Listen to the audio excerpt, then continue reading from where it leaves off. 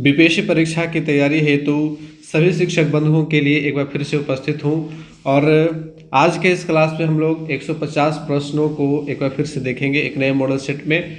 और ये जो 150 प्रश्न है बहुत ही इम्पोर्टेंट क्वेश्चंस हैं। और जैसा कि आप लोगों को पता ही है कि 22 दिसंबर को एग्ज़ाम होना है। एडमिट कार्ड भी जारी कर दिया गया है। यदि आपने अभी तक डाउनलोड नहीं किया है तो हमारे डिस्क्रिप्शन बॉक्स में लिंक दिया हुआ है, वहाँ से आप डाउनलोड कर सकते हैं। बीपीएससी के वेबसाइट पे जाकर के डाउनलोड कर सकते हैं और डाउनलोड करने के बाद अपना सारा डिटेल्स भी चेक कर लीजिएगा। सारा डिटेल्स सही है या फिर अगर उसमें कुछ त्रुटि है तो फिर उसका क्या निराकरण निकाला जा सकता है, ये सारी चीज़ें तो बाद की मैटर है। मेन जो परेशानी है ये परेशानी है एग्ज़ामिनेशन को लेकर के, चूँकि 18 दिसंबर को आपका इलेक्शन है। इलेक्शन को भी 18 तारीख को घोषित कर दिया गया है और 18 को जिन शिक्षक बंधुओं की ड्यूटी लगी हुई है आप समझ सकते हैं कि उनके लिए बहुत ज़्यादा परेशानी होने वाली है, क्योंकि 18 को इलेक्शन है लेकिन जाना पड़ेगा आपको 16 को ही। 16 तारीख से लेकर के 18 तारीख के रात में ईवीएम जमा होता है। 19 तारीख को थके हारे घर लौटते हैं और 22 तारीख को एग्जामिनेशन है। और यहाँ तक कि काउंटिंग में भी बहुत सारे टीचरों की ड्यूटी लगाई जाती है। तो जिन लोगों के काउंटिंग में ड्यूटी लगी हुई है तो आप समझ सकते हैं बहुत ही आसानी से कि उनकी क्या परेशानी रहने वाली है। तो इन परेशानियों के बीच मेरी कोशिश है कि आप लोगों के लिए एक रामबाण क्लास लाया जाए, जितनी संभव हो सके आप लोगों के लिए तैयारी करी जाए। तो उसी संदर्भ में 150 प्रश्नों को मैं लेकर के आया हूँ। ये 150 प्रश्न आप कहीं भी वीडियो को ओपन करके देख सकते हैं और क्लास को लास्ट तक देखिएगा। लास्ट में आप लोगों के लिए एक गुड मैसेज होगा जिससे आप लोगों को कुछ हेल्प मिलने वाली है, तो लास्ट तक बने रहेंगे और फटाफट से सवालों को लेंगे। बहुत ज़्यादा टाइम वेस्ट नहीं करेंगे क्योंकि टाइम बहुत ही इम्पोर्टेंट है और बहुत ही कम समय में 150 प्रश्नों को सॉल्व करने का प्रयास किया जाएगा। पहला सवाल, अग्निशामक यंत्र में कौन सा रसायन होता है? तो अग्निशामक यंत्र जिसके द्वारा आग को बुझाने का काम किया जाता है उसमें सोडियम बाइकार्बोनेट रहता है।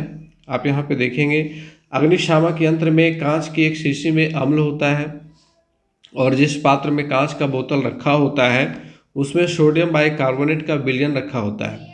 आग बुझाने की प्रक्रिया में जब कांच की बोतल का मुंह तोड़ दिया जाता है तो यह अम्ल सोडियम बाइकार्बोनेट से प्रतिक्रिया करके कार्बन डाइऑक्साइड बनाता है जो आग से संपर्क तोड़ देता है, जिससे आग बुझ जाती है।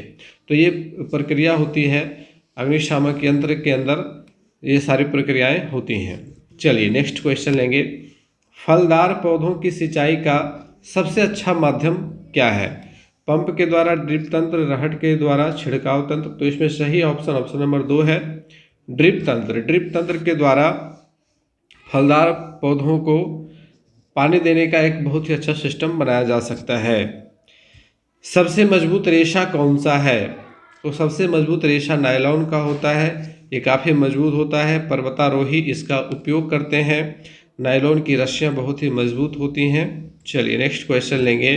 इनमें से किसके द्वारा घर्षण को कम नहीं किया जा सकता है? घर्षण को कम करने के लिए कुछ चीज़ों का प्रयोग करते हैं हम लोग।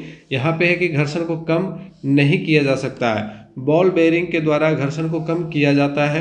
स्नेहक के द्वारा भी घर्षण को कम किया जाता है। स्नेहक का मतलब हो गया मोबिल वगैरह। फर्श को चिकना जब करेंगे तो भी घर्षण कम हो जाएगा। माध्यम को सघन जब कर देंगे तो घर्षण बढ़ेगा। यहाँ पे चौथा ऑप्शन हमारा सही हो जाएगा इस तरह से। चलिए नेक्स्ट क्वेश्चन लेंगे। इनमें से कौन एक एंटीबायोटिक नहीं है? तो एंटीबायोटिक कौन सी नहीं है? पेनिसिलिन तो है, स्ट्रेप्टोमाइसिन भी है, एरिथ्रोमाइसिन भी है। सोडियम बेंजोएट एंटीबायोटिक नहीं है। सोडियम बेंजोएट खाद्य परिरक्षक है, जिससे बहुत सारे खाद्य को परिरक्षित करने में, लंबे समय तक सुरक्षित रखने में, प्रिजर्व करने में इस्तेमाल किया जाता है। तो सोडियम बेंजोएट हमारा यहाँ पे सही आंसर हो जाएगा। नेक्स्ट क्वेश्चन लेंगे। इनमें से कौन पेट्रोलियम का एक संघटक नहीं है? पेट्रोलियम के प्रभाजी आसवन के द्वारा विभिन्न संघटकों को अलग किया जाता है। तो उसमें हम लोगों ने बहुत सारे संघटकों के बारे में जाना था पेट्रोलियम के प्रभाजी आसवन वाले टॉपिक में। तो यहाँ पे डीजल जो है वो पेट्रोलियम का संघटक होता है। मोम भी पैराफिन मोम पेट्रोलियम का ही संघटक होता है। बिटुमेन भी पेट्रोलियम का एक संघटक होता है जिसका उपयोग सड़क निर्माण में होता है। कोक ये पेट्रोलियम का संघटक नहीं है बल्कि कोयला को जला करके कोक प्राप्त किया जाता है। तो यहाँ पे चौथा ऑप्शन हमारा सही हो जाएगा। नेक्स्ट क्वेश्चन है ब्रेल लिपि में कितने बिंदुकित पैटर्न होते हैं? तो बिंदुकित पैटर्नों की बात करेंगे तो कुल मिलाकर के 64 ब्रेल लिपि के अंदर होते हैं। ठीक है, 64। प्लूटो को ग्रहों की श्रेणी से कब बाहर कर दिया गया था? पहले हम लोग जानते थे कि 9 ग्रह हैं जिसमें से सबसे अंतिम ग्रह जो है वो प्लूटो था, लेकिन कब, वह ईस्वी कौन सी थी जब प्लूटो को ग्रहों की श्रेणी से बाहर कर दिया गया और 8 ग्रहों को ही ग्रह के रूप में मान्यता दी गई? तो वो वर्ष था 2006। नेक्स्ट क्वेश्चन है, यहाँ पे देखेंगे एक लाइन कि ग्रहों की नई परिभाषा के अनुसार 2006 ईस्वी में अंतर्राष्ट्रीय खगोलीय संघ ने प्लूटो को ग्रहों की श्रेणी से बाहर कर दिया। चलिए नेक्स्ट क्वेश्चन है, आंतरिक निषेचन होता है मादा शरीर के बाहर तो नहीं होता है, नर शरीर के बाहर भी नहीं, मादा शरीर के अंदर, ये सही है।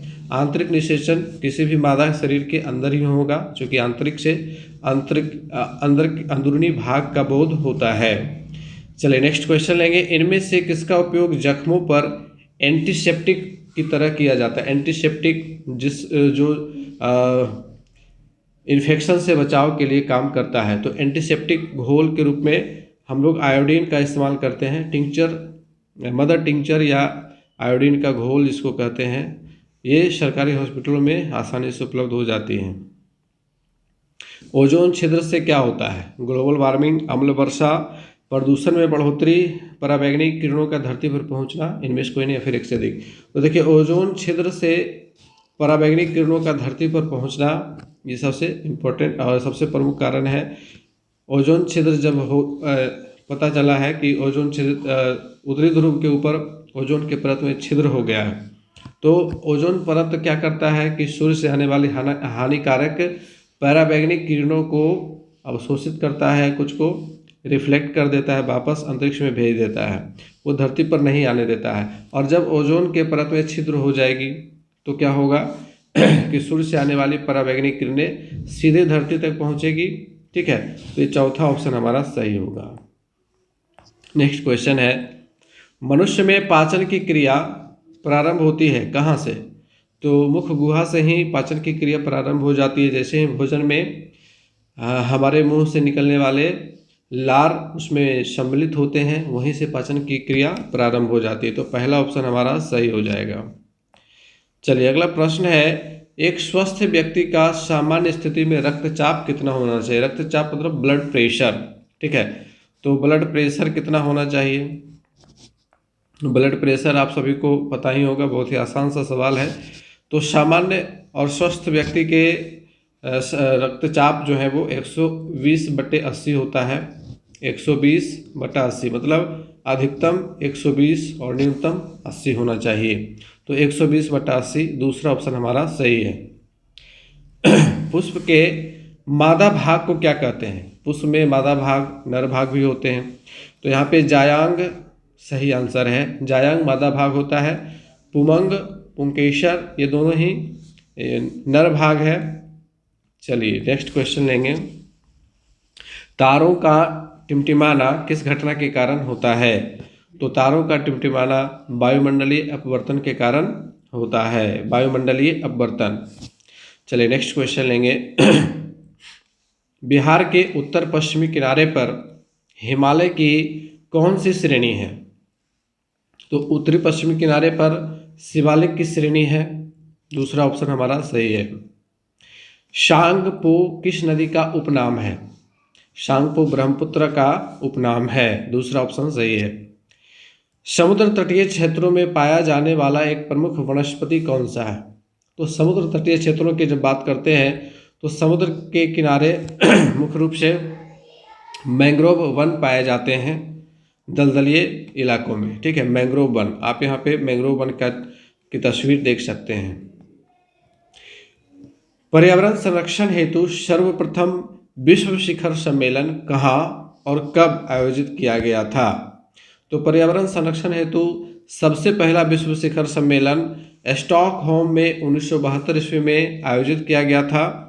और ये स्टॉकहोम जो कि स्वीडन में पड़ता है, इसी सम्मेलन के पश्चात प्रतिवर्ष 5 जून को पर्यावरण दिवस के रूप में मनाया जाता है। ठीक है, तो ये काफ़ी इंपॉर्टेंट यहाँ पे फैक्ट मिल गया कि 5 जून को पर्यावरण दिवस मनाया जाता है। इसकी शुरुआत किस वर्ष से हुई? तो 1972 से हुई। स्टॉकहोम में एक विश्व सम्मेलन आयोजित किया गया था पर्यावरण के ऊपर, और उसी टाइम से 5 जून को पर्यावरण दिवस मनाने की शुरुआत हो गई। मैंग्रोव्स का सबसे अधिक विस्तार कहाँ है? तो देखिए, मैंग्रोव्स अभी हम लोगों ने जाना कि मैंग्रोव जो है वो तटीय इलाकों के वन होते हैं। तो सर्वाधिक विस्तार इसका सुंदरवन डेल्टा में है। चूँकि सुंदरवन डेल्टा में बहुत ज़्यादा तटीय क्षेत्र शामिल हैं, तो सुंदरवन में इसका सर्वाधिक विस्तार है। भारत में प्रथम जल विद्युत संयंत्र की स्थापना कहाँ हुई थी? तो दार्जिलिंग में हुई थी। ठीक है, कब हुई थी? तो यहाँ पे देखिए 1897 ईस्वी में दार्जिलिंग में प्रथम जल विद्युत संयंत्र की स्थापना की गई थी। 1897 में, 1900 ईस्वी से 3 वर्ष पहले। चलिए नेक्स्ट क्वेश्चन है, भारत में कॉफ़ी कहाँ से लाया गया था? कॉफ़ी जिसको हम लोग पेय पदार्थ के रूप में इस्तेमाल करते हैं, इसको कहवा भी कहा जाता है, तो यह लाया गया था यमन से। कहाँ से? यमन से।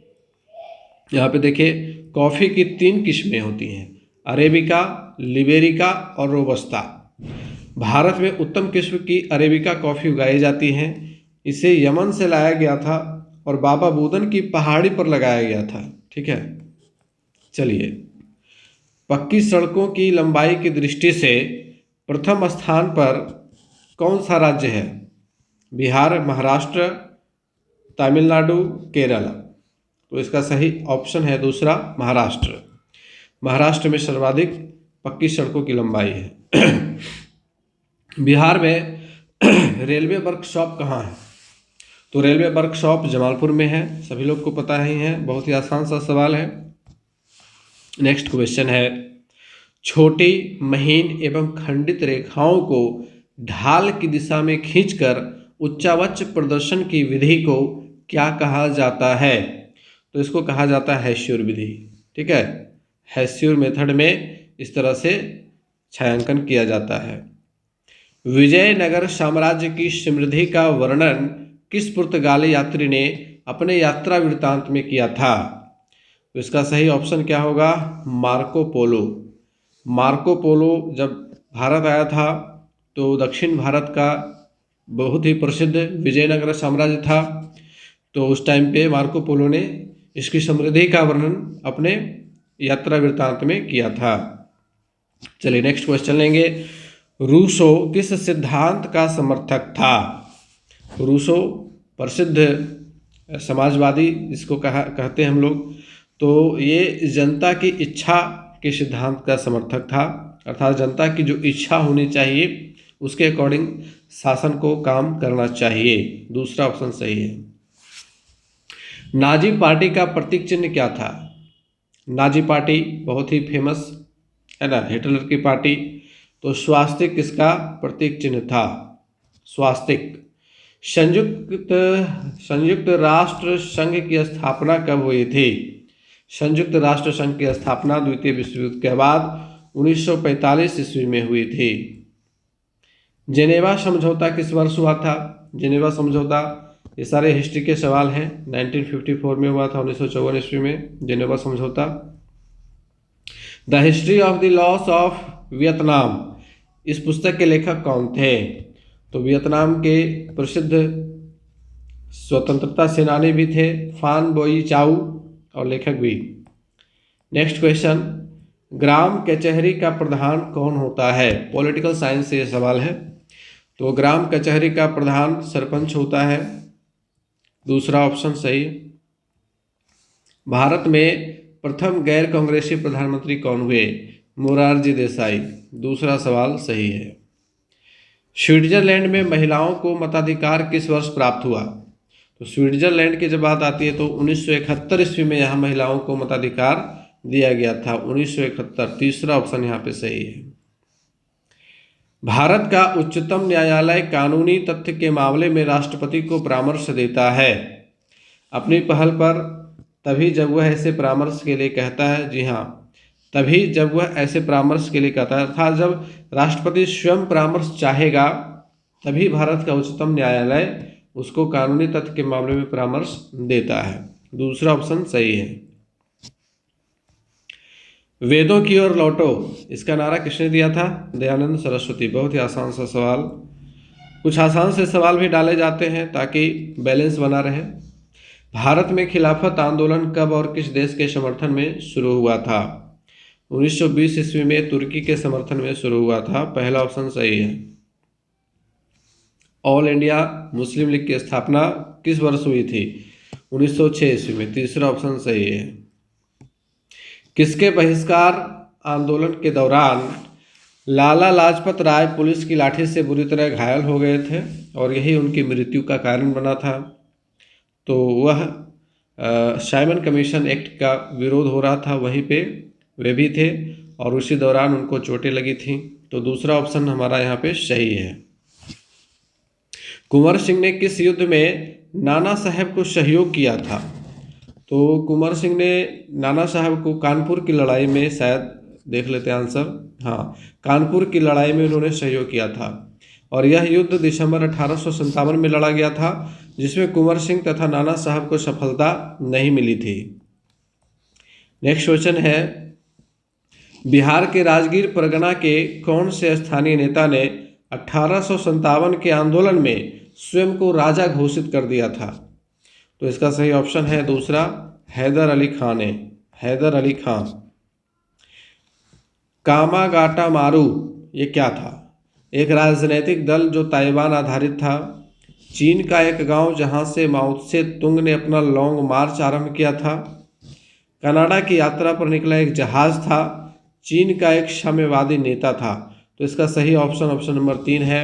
कनाडा की यात्रा पर निकला एक जहाज था जिस पर बहुत सारे सिख सवार थे और कामागाटा मारू पर जितने भी यात्री सवार थे उनको कनाडा में उतरने के लिए अनुमति नहीं दी गई थी और ये वापस इंडिया आ गया था और उसके बाद से गदर क्रांति प्रारंभ हुई थी। चलिए नेक्स्ट क्वेश्चन है, मुजफ्फरपुर में किंग्सफोर्ड की हत्या का प्रयास कब किया गया था? तो देखिए, मुजफ्फरपुर में किंग्सफोर्ड की हत्या का प्रयास 1908 ईस्वी में किया गया था। चलिए अगला सवाल लेंगे, वर्ष 1916 में मुस्लिम लीग और कांग्रेस के बीच किसने समझौता करवाया था? तो वो महिला थी एनी बेसेंट। एनी बेसेंट ने इन दोनों के बीच समझौता करवाया था। नेक्स्ट क्वेश्चन है, उन्होंने मेजनी, गैरीबाल्डी, शिवाजी तथा श्री कृष्ण की जीवनी लिखी। वे अमेरिका में कुछ समय के लिए रहे तथा वे केंद्रीय सभा के सदस्य भी निर्वाचित हुए थे। वे कौन थे? गोपाल कृष्ण गोखले, महात्मा गांधी, लाला लाजपत राय, जेबी कृपलानी या फिर इनमें से कोई नहीं? तो इसका सही ऑप्शन है ऑप्शन नंबर 3, लाला लाजपत राय।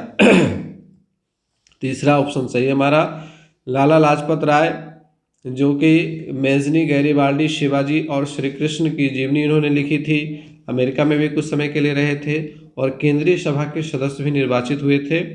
और इनके ऊपर ही आधारित एक और प्रश्न हम लोगों ने पीछे देखा कि साइमन कमीशन के विरोध में जहां प्रदर्शन हो रहा था तो पुलिस की लाठियां इनके ऊपर लगी थी और वही इनकी मृत्यु का कारण बन गया था। प्रति व्यक्ति ग्रीन हाउस गैस उत्सर्जन में सर्वाधिक योगदान देने वाला देश कौन सा? यहाँ से क्वेश्चन नंबर 46 से ध्यान रखेंगे, क्वेश्चन नंबर 55 तक टोटल 10 जो प्रश्न है ये करंट अफेयर्स के सवाल हैं। ठीक है, यहाँ से करंट अफेयर्स स्टार्ट हो गया है। तो ये हाल के दिनों की बात है कि प्रति व्यक्ति ग्रीन हाउस गैस उत्सर्जन में सर्वाधिक योगदान देने वाला देश कौन सा है? तो इसका सही ऑप्शन है अमेरिका। अमेरिका में सर्वाधिक ग्रीन हाउस गैस उत्सर्जन हो रहा है। गरुड़ 6 भारत की वायुसेना और किस देश के द्वारा आयोजित एक द्विपक्षीय अभ्यास है? इसका सही ऑप्शन है फ्रांस। पहला ऑप्शन, फ्रांस के साथ युद्धाभ्यास चल रहा था। किस राज्य को आयुष्मान उत्कृष्टता पुरस्कार 2022 से सम्मानित किया गया है? आयुष्मान उत्कृष्टता पुरस्कार 2022 उत्तर प्रदेश को दिया गया है। उत्तर प्रदेश, चौथा ऑप्शन सही है। हिंदुस्तान एरोनॉटिक्स लिमिटेड की एकीकृत क्रायोजेनिक इंजन निर्माण सुविधा का उद्घाटन किस शहर में किया गया? तो इसका उद्घाटन बेंगलुरु में किया गया। नेक्स्ट क्वेश्चन है 2022 का यूनेस्को शांति पुरस्कार किसने जीता? एंजेला मर्केल ने।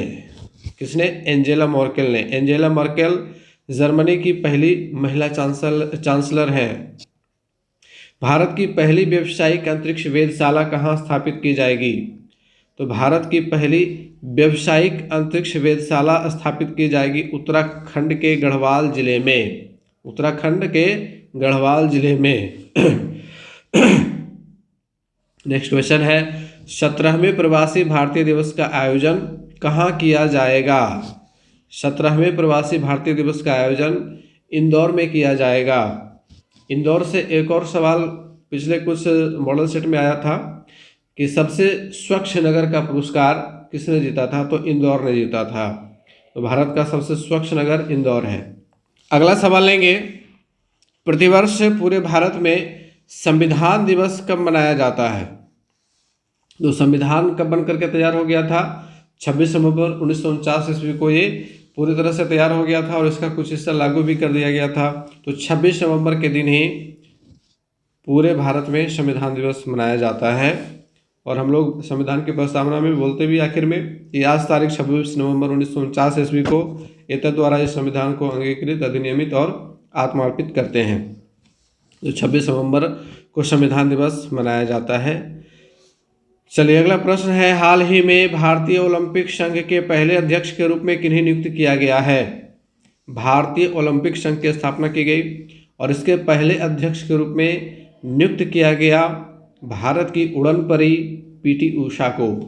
पीटी उषा, चौथा ऑप्शन हमारा सही है। नीति आयोग के पूर्णकालिक सदस्य के रूप में किन्हें नियुक्त किया गया है? नीति आयोग इसके पूर्णकालिक सदस्य के रूप में किन्हें नियुक्त किया गया है? तो सही ऑप्शन पहला है अरविंद विरमाणी। अरविंद विरमाणी जी को नीति आयोग का पूर्णकालिक सदस्य नियुक्त किया गया है। चलिए अब यहाँ से मैथमेटिक्स का सफ़र शुरू होता है। तो जैसे मैथमेटिक्स के सवाल आएंगे तो आपके पास रफ पेज होना चाहिए फटाफट बनाने के लिए और समझते चलेंगे। तो यहाँ पहला सवाल है कि ए के उन सभी संभावित मानों जिनके लिए 4 अंक की संख्या 547A 3 से विभाज्य है का योग क्या होगा? तो देखिए 5 + 4 + 7 + A, हम लोग को पता है कि 3 से विभाज्यता का नियम कहता है कि संख्याओं के अंकों का योग अगर 3 से विभाज्य हो जाता है तो वह संख्या भी 3 से विभाज्य हो जाएगी। तो यहाँ पे 5, 4, 9, 9, 7, 16, 16 + A। अब A के स्थान पे वे कौन कौन से संभावित मान हो सकते हैं जिनको यहाँ पे रखने के बाद यह संख्या 3 से पूरी तरह से विभाज्य हो जाएगी? तो वे संख्याएं हो सकती हैं 2, 16 + 2 18 होगा, है ना? तो ये संख्या पूरी तरह से कट जाएगी। दूसरी संख्या होगी 5, 16 × 5 = 21, कट जाएगा। तीसरी संख्या होगी 8, 8 रखेंगे तो 16 × 8 = 24, 3 से पूरी तरह से कट जाएगा। अब आपको क्या करना है? इन तीनों को जोड़ना है। क्या कहा जा रहा है? का योग क्या है? सभी संभावित मानों का योग क्या है? तो संभावित मान 2 भी हो सकता है, 5 भी हो सकता है, 8 भी हो सकता है। इन तीनों में से कोई भी एक अंक बैठाएंगे तो ये संख्या 3 से कट जाएगी। तो इन तीनों का योग क्या होगा? 5, 2, 7, 8, 15। तो यहाँ पे दूसरा ऑप्शन हमारा सही है। किसी चतुर्भुज के कोण 2, 3, 5, 8 के अनुपात में है। इसके सबसे बड़े कोण के समपूरक कोण तथा सबसे छोटे कोण के पूरक कोण का योग क्या है? तो फटाफट से पहले हम लोग चतुर्भुज के चारों कोण निकाल लेते हैं ताकि हमें पता चल जाए कि सबसे बड़ा कोण कौन सा है और सबसे छोटा कोण कौन सा है। तो यहाँ जो अनुपात दिया हुआ है मान लेंगे कि इस अनुपात में x शामिल है। तो जब हम मान लेंगे कि x शामिल है तो हमारे जो कोण है वो हो जाएंगे 2x, 3x, 5x और 8x। इन चारों का योगफल क्या होगा? इन चारों का योगफल होगा 360 डिग्री, क्योंकि हम लोग को पता है कि चतुर्भुज के चारों कोण का योगफल 360 डिग्री होता है। अब यहाँ पे इसको हम हल करेंगे। 3 2 5, 5 5 10, 10 8, 18, 18x बराबर 360, 18 दूनी 36, 20 बार में कट जाएगा तो x की वैल्यू आ गई 20। x की वैल्यू कितनी आ गई? 20। तो पहला जो कोण है 2x, तो जब हम x की वैल्यू यहाँ पे बैठाएंगे तो 20 दूना 40, पहला कोण 40 डिग्री। दूसरा कोण 20 तिया 60 डिग्री। तीसरा कोण यहाँ पे तो सही है। तीसरा कोण हो जाएगा 5 दूनी 10, 100 डिग्री। और चौथा कोण 8 दूनी 16, 160 डिग्री। तो इस प्रकार से ये चारों कोण हमारे पास आ चुके हैं। अब इनमें से देखना है कि सबसे बड़ा सबसे छोटा कोण कौन सा है। तो सबसे बड़ा कोण 160 डिग्री, सबसे छोटा कोण 40 डिग्री। अब कहता है कि सबसे बड़े कोण के संपूरक, संपूरक का मतलब 180, तो 160 में हम अगर 20 जोड़ेंगे तो ये संपूरक कोण हो जाएगा। तो हमारे पास 20 डिग्री आ गया। उसके बाद कहता है कि सबसे छोटे कोण के पूरक कोण, तो सबसे पूरक कोण का मतलब 90 डिग्री हो जाना चाहिए जोड़ने के बाद। तो 40 में 50 ऐड करेंगे तो हो जाएगा 90। तो यहाँ पे 50 और 20 इन दोनों का योग क्या होगा? तो 70 डिग्री होगा। तो इस प्रकार से हमारा चौथा ऑप्शन सही होगा 70 डिग्री। सवाल आसान है लेकिन थोड़ा सा घुमा दिया गया है। नेक्स्ट क्वेश्चन है, किसी समकोण त्रिभुज की दो भुजाओं की माप 15 सेंटीमीटर और 17 सेंटीमीटर है। 15 सेंटीमीटर एंड 17 सेंटीमीटर। त्रिभुज की तीसरी भुजा की लंबाई के लिए निम्न में से कौन सा या कौन से कथन सत्य हो सकता या हो सकते हैं? 3 कथन यहाँ पे दिया हुआ है। पहला कथन कह रहा है कि यह 4 सेंटीमीटर और 7 सेंटीमीटर के बीच में है। दूसरा कथन कहता है कि यह 20 सेंटीमीटर और 23 सेंटीमीटर के बीच में है। तीसरा कथन कहता है कि यह 10 सेंटीमीटर से छोटी है। तो हमें यहाँ पे तीसरी भुजा की जो माप होगी वो पता करनी होगी। कैसे पता किया जाएगा, आइए इसको समझते हैं। चूंकि यह समकोण त्रिभुज है तो तीसरी भुजा अगर कर्ण होगी तो उसके लिए क्या फॉर्मूला होगा? मान लिया कि तीसरी भुजा x है और वो कर्ण है, तो ये दोनों भुजाएं लंब और आधार हो जाएंगी ऑब्वियसली। तो वैसी स्थिति में कर्ण का फॉर्मूला क्या होगा? रूट अंडर लंब स्क्वायर जोड़ आधार स्क्वायर। 15 का स्क्वायर और 17 का स्क्वायर करके जोड़ देंगे तो इसकी वैल्यू क्या आ जाएगी? 17 का स्क्वायर कितना होगा? तो 17 का स्क्वायर हो जाएगा 289 और 15 का स्क्वायर कितना हो जाएगा? 225। इन दोनों को जब जोड़ेंगे 9 5 14, 8 2 10, 10 1 11, 2 2 4 1 5, रूट अंडर 514। जब हम इसका वर्गमूल निकालते हैं तो इसकी वैल्यू आती है 22 पॉइंट समथिंग, ठीक है, 22.23 कुछ, 22 दशमलव के बाद कुछ भी अंक आएगा, ठीक है।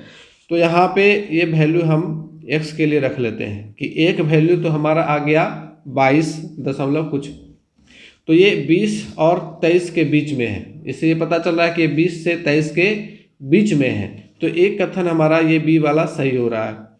अब हमें क्या करना है कि x की दूसरी वैल्यू फिर से निकालनी होगी, क्योंकि अभी हमने x को कर्ण माना था और तब हमारे पास 22 पॉइंट समथिंग वैल्यू आई थी। अब हम x को मान लेते हैं लंब या आधार। चूंकि यहाँ पे जो माप दी हुई है 15 और 17, तो अगर 17 कर्ण है तो 15 या तो लंब होगी या आधार होगी। तो वैसी स्थिति में हमें एक और भुजा निकालनी है। तो उसके लिए क्या करना होगा? कर्ण का वर्ग घटाओ लंब या आधार का वर्ग। तो 17 का स्क्वायर कितना होगा? अभी हम लोगों ने निकाला हुआ 289, 15 का 225, जब इनको माइनस करेंगे तो आ जाएगा 64, 64 का मान 8। तो यहाँ पे x की एक और वैल्यू आ गई 8, और ये वैल्यू क्या है, यह 10 सेंटीमीटर से छोटी है।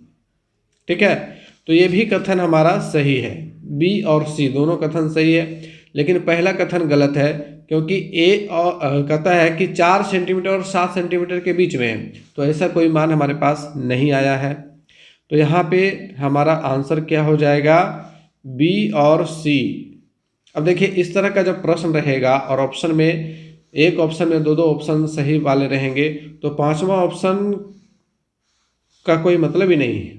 और मुझे तो ये पांचवा ऑप्शन बड़ा अटपटा लग रहा है शुरू से ही, और यही कारण था कि मैंने डीएलएड वाले सेट में पांचवें ऑप्शन को नहीं रखा था, क्योंकि पांचवें ऑप्शन के कारण बहुत सारी परेशानियां हो सकती हैं, खास करके डीएलएड वाले सेक्शन में, क्योंकि उसमें परिस्थितियां ऐसी बन सकती हैं कि एक से अधिक ऑप्शन सही होंगे और उसमें कोडिंग दिया जाना जरूरी है, तभी सही तरीके से कॉन्सेप्ट क्लियर हो पाता है। क्वेश्चन देने का मतलब ही वही रहता है, अन्यथा फिर पांचवा ऑप्शन जब रहेगा तो इस तरह के ऑप्शंस देने में कठिनाई होगी। यहाँ पे दो ऑप्शन दो कथन सही हैं, है ना।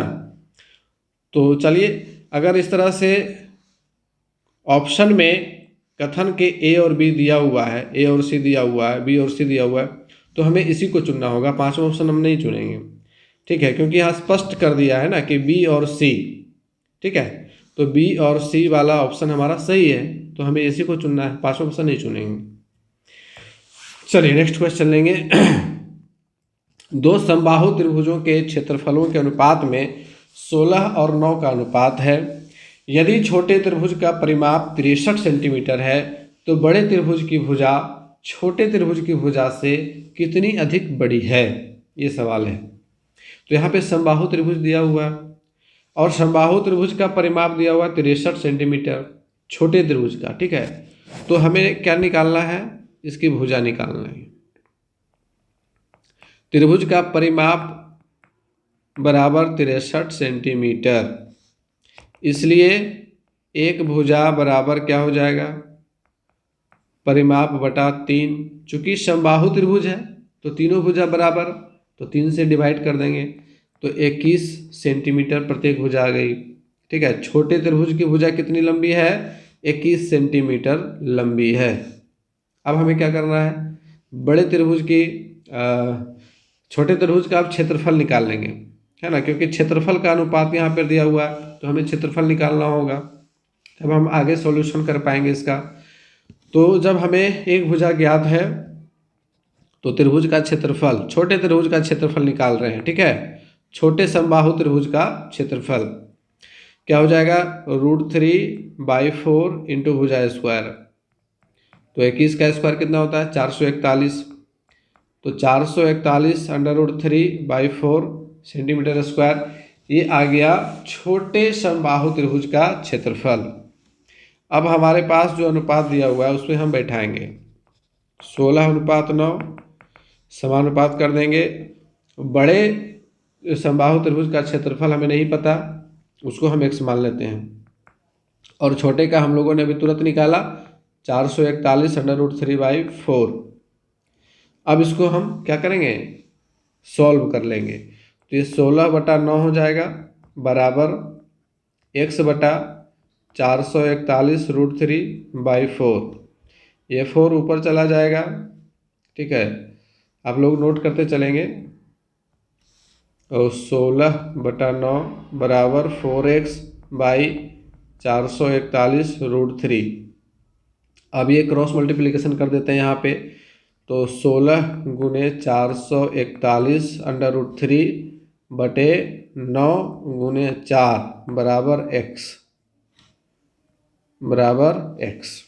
अब इसको काट दीजिए, 4 चौक 16 कट गया, 9 से 441 को काट दीजिए, 9 चौके 36 और 36 8 9 9 81, 49 बार में कट गया, तो 49 × 4 कितना हो जाएगा, 49 × 4 50 × 4 कीजिए 200, 200 में से 4 घटा दीजिए तो 196 √3, ये आ गया बड़े त्रिभुज का क्षेत्रफल। ठीक है, तो बड़े त्रिभुज का क्षेत्रफल अब हमें पता है 196 √3 ये बड़े त्रिभुज का क्षेत्रफल है। अब चूंकि बड़े त्रिभुज का क्षेत्रफल पता है तो इससे हम लोग क्या करेंगे, भुजा निकाल लेंगे। ठीक है, तो भुजा निकालने के लिए ये इक्वेशन हमारा हो जाएगा, इधर 196 √3 इंटू 4 हो जाएगा और बटे √3 हो जाएगा। तो √3 कट जाएगा, बराबर ए स्क्वायर इधर रख देंगे। 196 गुने 4 बराबर ए स्क्वायर, तो ए स्क्वायर बराबर है 196 गुने 4। तो ए की वैल्यू बराबर क्या हो जाएगी, √196 इंटू 4। 196 किसका वर्गमूल है, 14 का। 4 किसका वर्ग है, तो 2 का। ठीक है, 196 का वर्गमूल 14 हो गया, 4 का वर्गमूल 2 हो गया, तो 14 दूनी 28। ठीक है, तो यहाँ पे हमारा आंसर क्या हो गया, अभी आंसर नहीं आया है, a = 28। आप लोगों को याद होगा कि हमने छोटे त्रिभुज की भुजा निकाली थी 21 सेंटीमीटर। ठीक है, और बड़े त्रिभुज की भुजा आ गई है 28 सेंटीमीटर। तो अब बताइए कि ये कितनी बड़ी है, 21 से 28 कितनी बड़ी है, 7 बड़ी है। तो 7 सेंटीमीटर दूसरा ऑप्शन हमारा सही हो जाएगा। चलिए नेक्स्ट क्वेश्चन लेंगे। ऋतु एक समतल दर्पण के सामने खड़ी है। ठीक है, ऋतु और उसके प्रतिबिंब के बीच की दूरी 10 मीटर है। यदि वह दर्पण की ओर 2 मीटर चले तो ऋतु और उसके प्रतिबिंब के बीच की दूरी क्या होगी। तो देखिए यहाँ पे दर्पण है और दर्पण चूंकि समतल है तो समतल दर्पण का नियम है कि वस्तु से बराबर दूरी पर प्रतिबिंब की दूरी भी होती है। और कह रहा है कि मान लीजिए कि ऋतु यहाँ पे खड़ी है।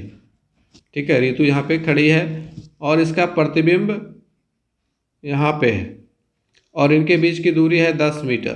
कितनी है, 10 मीटर। अब ऋतु 2 मीटर आगे चलती है। ठीक है, ऋतु 2 मीटर आगे चलती है, ये यहाँ पे आ जाती है, तो इसका प्रतिबिंब भी 2 मीटर आगे आएगा, है ना। तो प्रतिबिंब 2 मीटर और ऋतु भी 2 मीटर आगे आ गई, तो इनके बीच की दूरी अब कितनी रह गई, निश्चित रूप से 6 मीटर। ठीक है, क्योंकि 10 में से हम 2 और 2 घटा देंगे तो 10 में से 4 घटा 6 बच गया, 6 मीटर सही ऑप्शन होगा, दूसरा ऑप्शन सही है। गणित में निम्न में से कौन सा पद परिभाषित है, रेखा, बिंदु, चतुर्भुज के विकर्ण, समतल। तो इसमें सही ऑप्शन होगा ऑप्शन नंबर 1 रेखा। रेखा परिभाषित है, बाकी की परिभाषा नहीं है, सेल्फ अंडरस्टूड है। अगला सवाल लेंगे।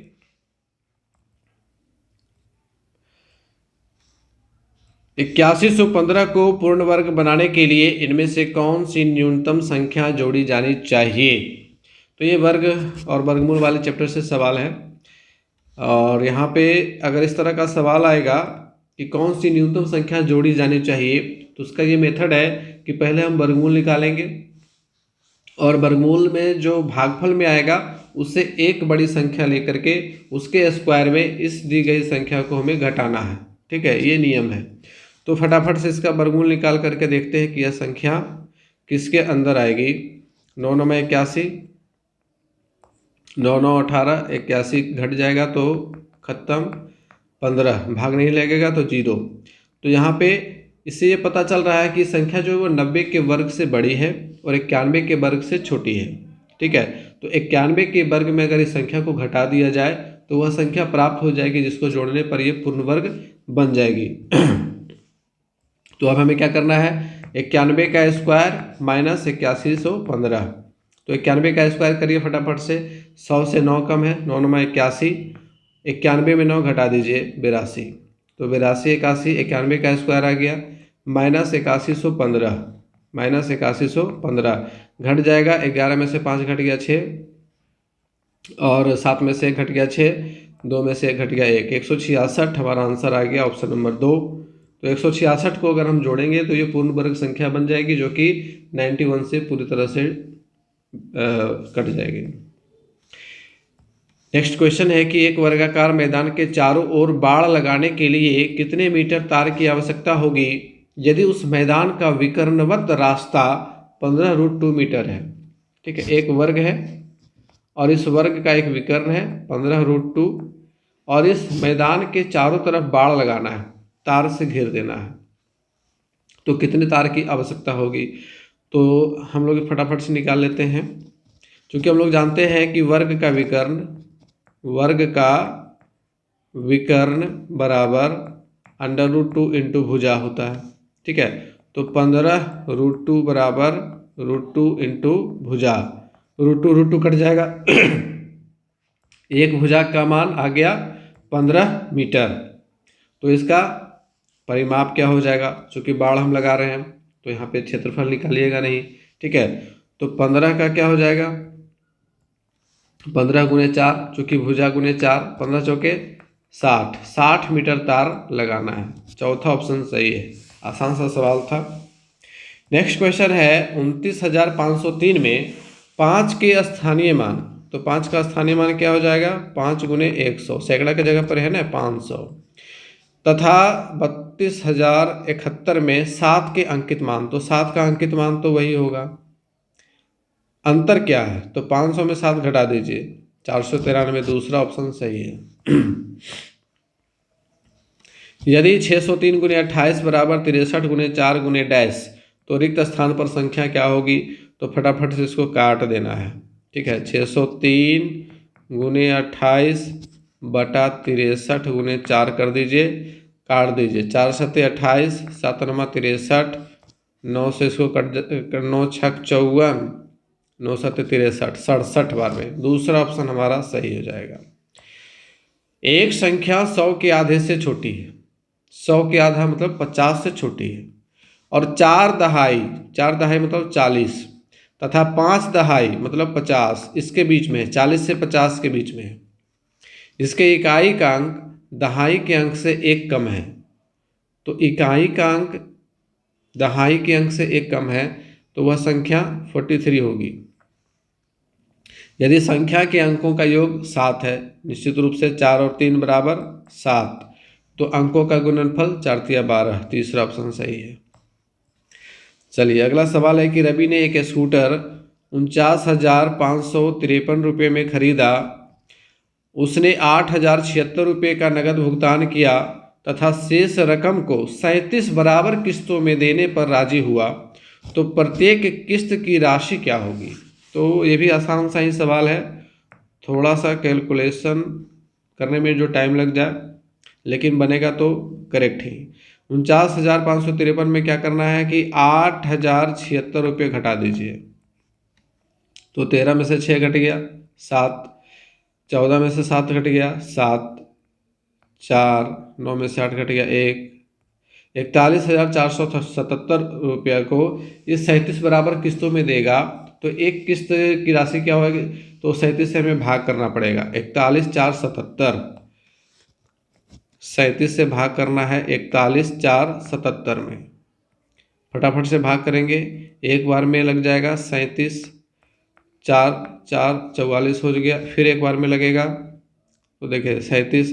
अब यहाँ पे अगर हम 2 अंक तक निकाल लिए हैं, और यहाँ पे देखिए 1201, 1339, 1021, 1121, तो 2 अंक देखिए कौन सा मैच कर रहा है? चौथा मैच कर रहा है 1121, यहीं पे आप छोड़ सकते हैं। लेकिन अगर कोई और ऐसा ऑप्शन रहे जिसमें 11 हो, तब फिर आपको आगे भी कैलकुलेट करना पड़ेगा, नहीं तो फंस जाएंगे, है ना। तो ये 1121 रुपये ही आएगा, चौथा ऑप्शन हमारा सही है। 15 दिनों में मिनटों की संख्या निम्न में से किसके सेकंडों की संख्या के बराबर है? 6 घंटा, 8 घंटा, 4 घंटा, 5 घंटा, यानी कि 15 दिनों में जो मिनटों की संख्या है उसको हमको क्या करना है कि घंटे के सेकंडों की संख्या के रूप में कन्वर्ट कर देना है। तो इसको कन्वर्ट करने के लिए क्या करेंगे? सबसे पहले 15 दिन में कुल घंटे कितने होंगे? तो एक दिन में 24 घंटा, तो 15 दिन में 15 गुने 24 घंटा, एक घंटे में 60 मिनट, तो 24 घंटे में 24 गुने 60 मिनट, और 15 दिन में 15 गुने 24 गुने 60 मिनट, ये मिनटों की संख्या हो गई कुल। अब किसके सेकंडों की संख्या के बराबर है? तो हमें क्या करना है कि 1 मिनट में, ये ऊपर देखिए क्या है, ऊपर टोटल मिनट है ना, और नीचे हमको क्या करना है, इसको घंटे के सेकंडों के बराबर बदलना है। तो 60 गुणे 60 से भाग कर देंगे। ठीक है, अब इसको फटाफट से काट देंगे। 6 कट 60 तो कट ही गया, और यहाँ पे 12 दूनी 24, 12 पचे 60, 5 तिया 15, 3 दूना 6, यानी कि 6 घंटे के सेकंडों की संख्या के बराबर है। पहला ऑप्शन हमारा सही है। चलिए नेक्स्ट क्वेश्चन लेंगे कि दो दशमलव संख्याओं के योग की संकल्पना को पढ़ाने के लिए निम्न में से शिक्षण अधिगम का कौन सा साधन सर्वाधिक उपयुक्त होता है। तो जब आप दशमलव संख्याओं के योग को पढ़ा रहे हैं तो उसमें ग्राफ पेपर की भूमिका होती है, क्योंकि ग्राफ पेपर पे छोटी छोटी लाइनें होती हैं जिसको हम लोग दशमलव के रूप में बिल्कुल अच्छे से निरूपित कर सकते हैं, संख्या रेखा का निर्माण कर सकते हैं। तो इसीलिए ग्राफ पेपर इसके लिए सबसे उपयुक्त होता है। तीसरा ऑप्शन सही है। अगर देखें जियो बोर्ड की बात करें तो जियो बोर्ड के ऊपर शेप्स बनाए जाते हैं, है ना। जियो बोर्ड एक तरह का बोर्ड होता है। अभी जो TLM भेजा गया है स्कूलों में, आप लोगों के स्कूल में भी आया होगा, तो उसमें देखेगा जियो बोर्ड दिया गया है ना। तो जियो बोर्ड में क्या रहता है कि यहाँ इस तरह से नुकीला नुकीला निकला हुआ रहता है, प्लास्टिक का ही रहता है। पुराने वाले में गड्ढा गड्ढा रहता था, उसमें पिन रहता था डालने के लिए, लेकिन पिन वाला खतरनाक होता था। पिन वाला उछल करके कभी कभी बच्चों की आंखों में लग सकता था। तो इसलिए प्लास्टिक के अब कीबोर्ड जियो बोर्ड बनाए जाते हैं, और इसमें जो पिन होती है वो ऑलरेडी उसमें ढली हुई रहती हैं, और इन पिनों में रबड़ बैंड फंसा करके विभिन्न शेप्स बनाए जाते हैं, 2D शेप्स। ठीक है, द्विविमीय आकृतियों को, जैसे कि इनमें हम फंसा करके रबड़ बैंड त्रिभुज बना सकते हैं, वर्ग बना सकते हैं, आयत बना सकते हैं। तो इस प्रकार से बच्चों को ये बताया जाता है जियो बोर्ड के माध्यम से आकृतियों के बारे में। ठीक है, मोती और माला के उपयोग से हम संख्याओं की गिनती करवा सकते हैं बच्चों को, है ना।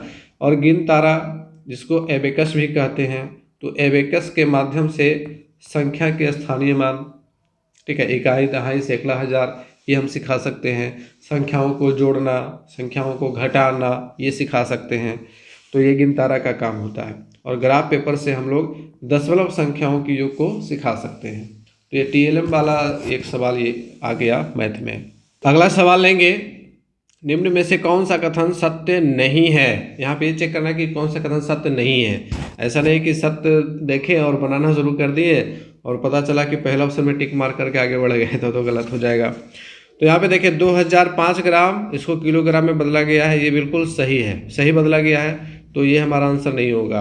हमको खोजना है कि कौन सा सत्य नहीं है। अगला है कि किसी घनाभ का आयतन जिसकी लंबाई 45 सेंटीमीटर, चौड़ाई 15 सेंटीमीटर और ऊंचाई 40 सेंटीमीटर है, बराबर है उस घन के आयतन के जिसकी भुजा 0.3 मीटर है। तो इस तरह के सवाल में तो चारों ऑप्शन चेक करना ही पड़ेगा, क्योंकि नहीं कीजिएगा तो गड़बड़ हो सकती है। तो इसमें हम लोग बनाएंगे 45 गुने 15 गुने 40, ये घनाभ के आयतन का सूत्र होता है, लंबाई गुने चौड़ाई गुने ऊंचाई। तो 45 गुने 15 गुने 40 करेंगे तो कितना आएगा, 15 चौके 60, यानी कि 600 इधर हो जाएगा, और इसको 45 से गुना करना है। तो 45 गुने 6 कीजिए तो कितना होगा, तो 45 गुने 6 करने पर 45 6 25 30, 6 24 3 27 आ जाएगा। 45 गुने 6 270, इसका डबल 0, तो 27,000 आ गया। ठीक है, 27,000 सेंटीमीटर क्यूब। और कहता है कि उस घन के आयतन के बराबर जिसकी वजह 0.3 मीटर है।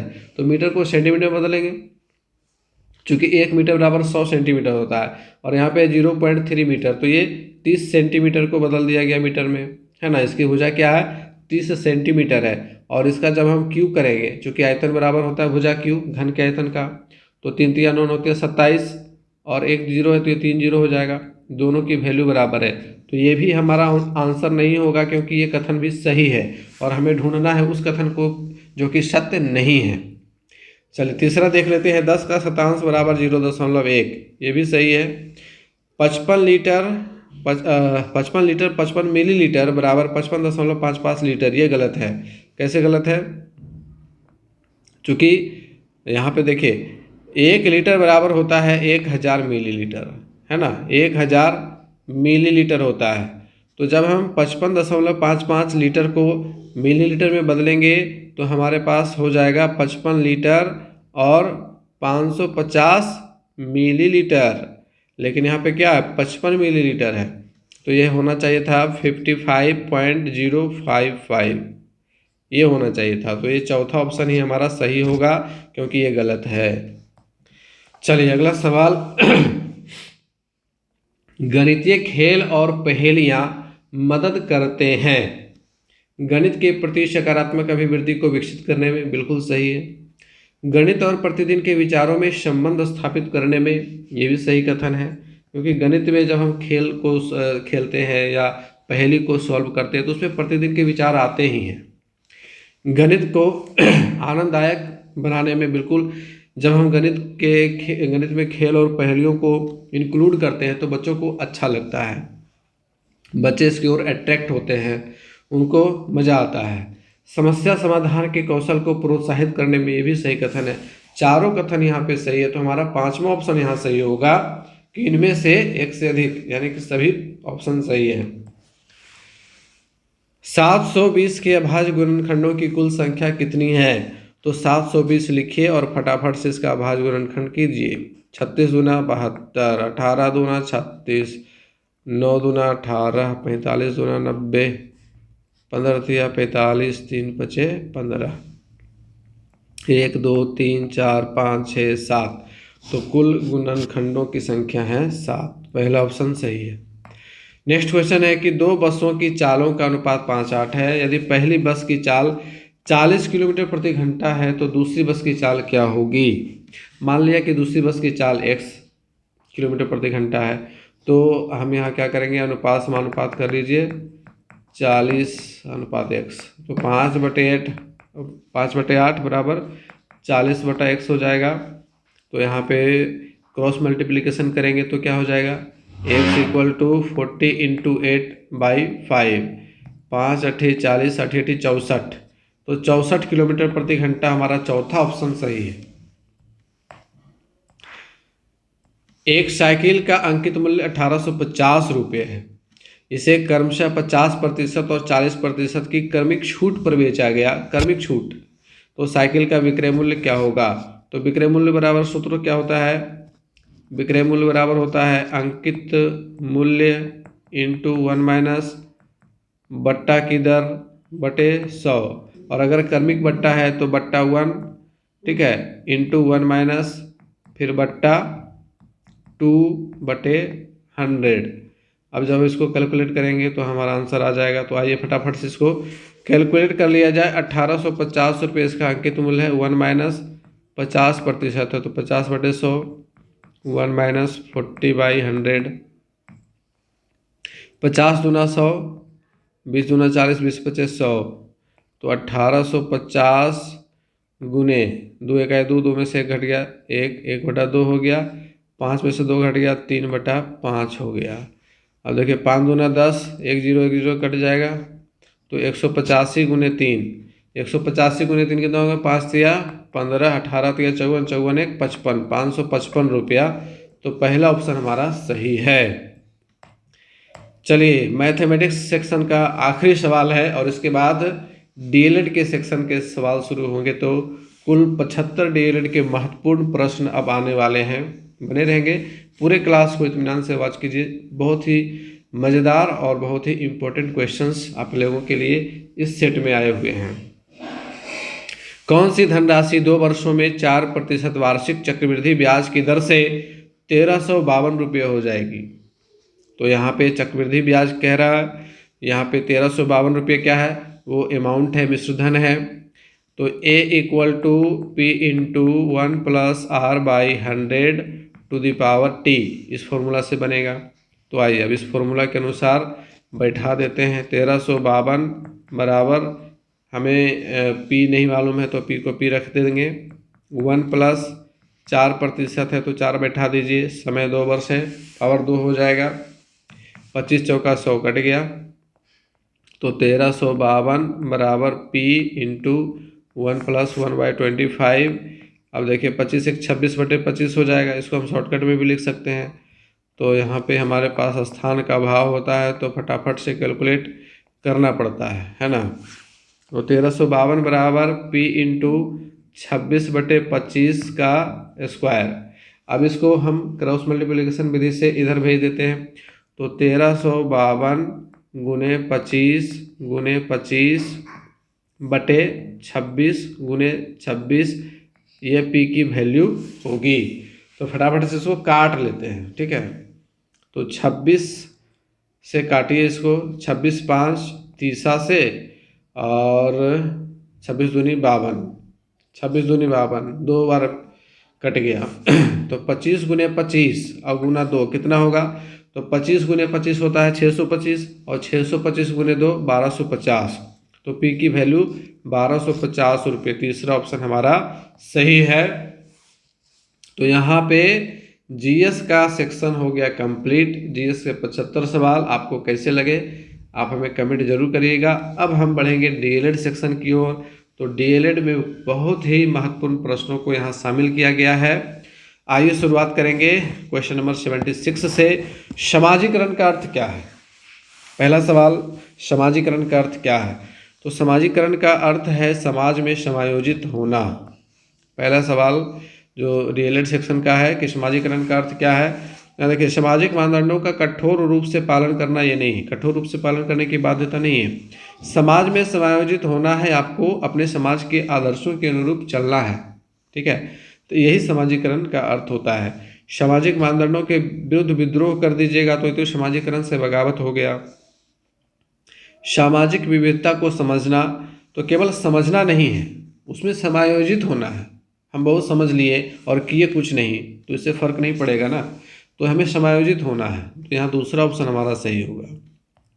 नेक्स्ट क्वेश्चन है कि समाजीकरण की प्रक्रिया में अनुकरण को उपयोगी तथा विकासात्मक बनाने के लिए आवश्यक तत्व एक बच्चे के संदर्भ में पूछा जा रहा है। एक सवाल है, ठीक है। यह सवाल जो है एक बच्चे के संदर्भ में पूछा जा रहा है। तो बच्चे में जब समाजीकरण की प्रक्रिया होती है तो उस प्रक्रिया में अनुकरण को उपयोगी और विकासात्मक बनाने के लिए आवश्यक तत्व क्या है? परिवार एवं पड़ोस, गांव एवं शहर, देश एवं राजनीति, परिवहन एवं संचार माध्यम। तो देखिए, जब बच्चा छोटा होता है तो वैसी स्थिति में वह अपने परिवार से, अपने आस पड़ोस से घुलता मिलता है और वहाँ पे वो अनुकरण को उपयोगी एवं विकासात्मक बनाने के आवश्यक तत्व को प्राप्त करता है। तो ये पहला ऑप्शन हमारा सही होगा, परिवार एवं पड़ोस। नेक्स्ट क्वेश्चन लेंगे, बालक के समाजीकरण की प्रक्रिया कब प्रारंभ होती है?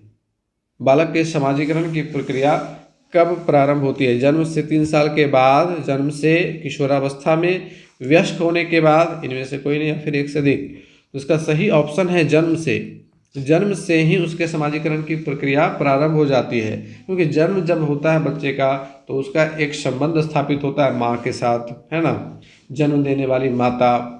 फिर उसके धीरे धीरे जन्म से जब आगे बढ़ता है तो 6 माह के अवस्था में वह माँ को पहचानने लग जाता है।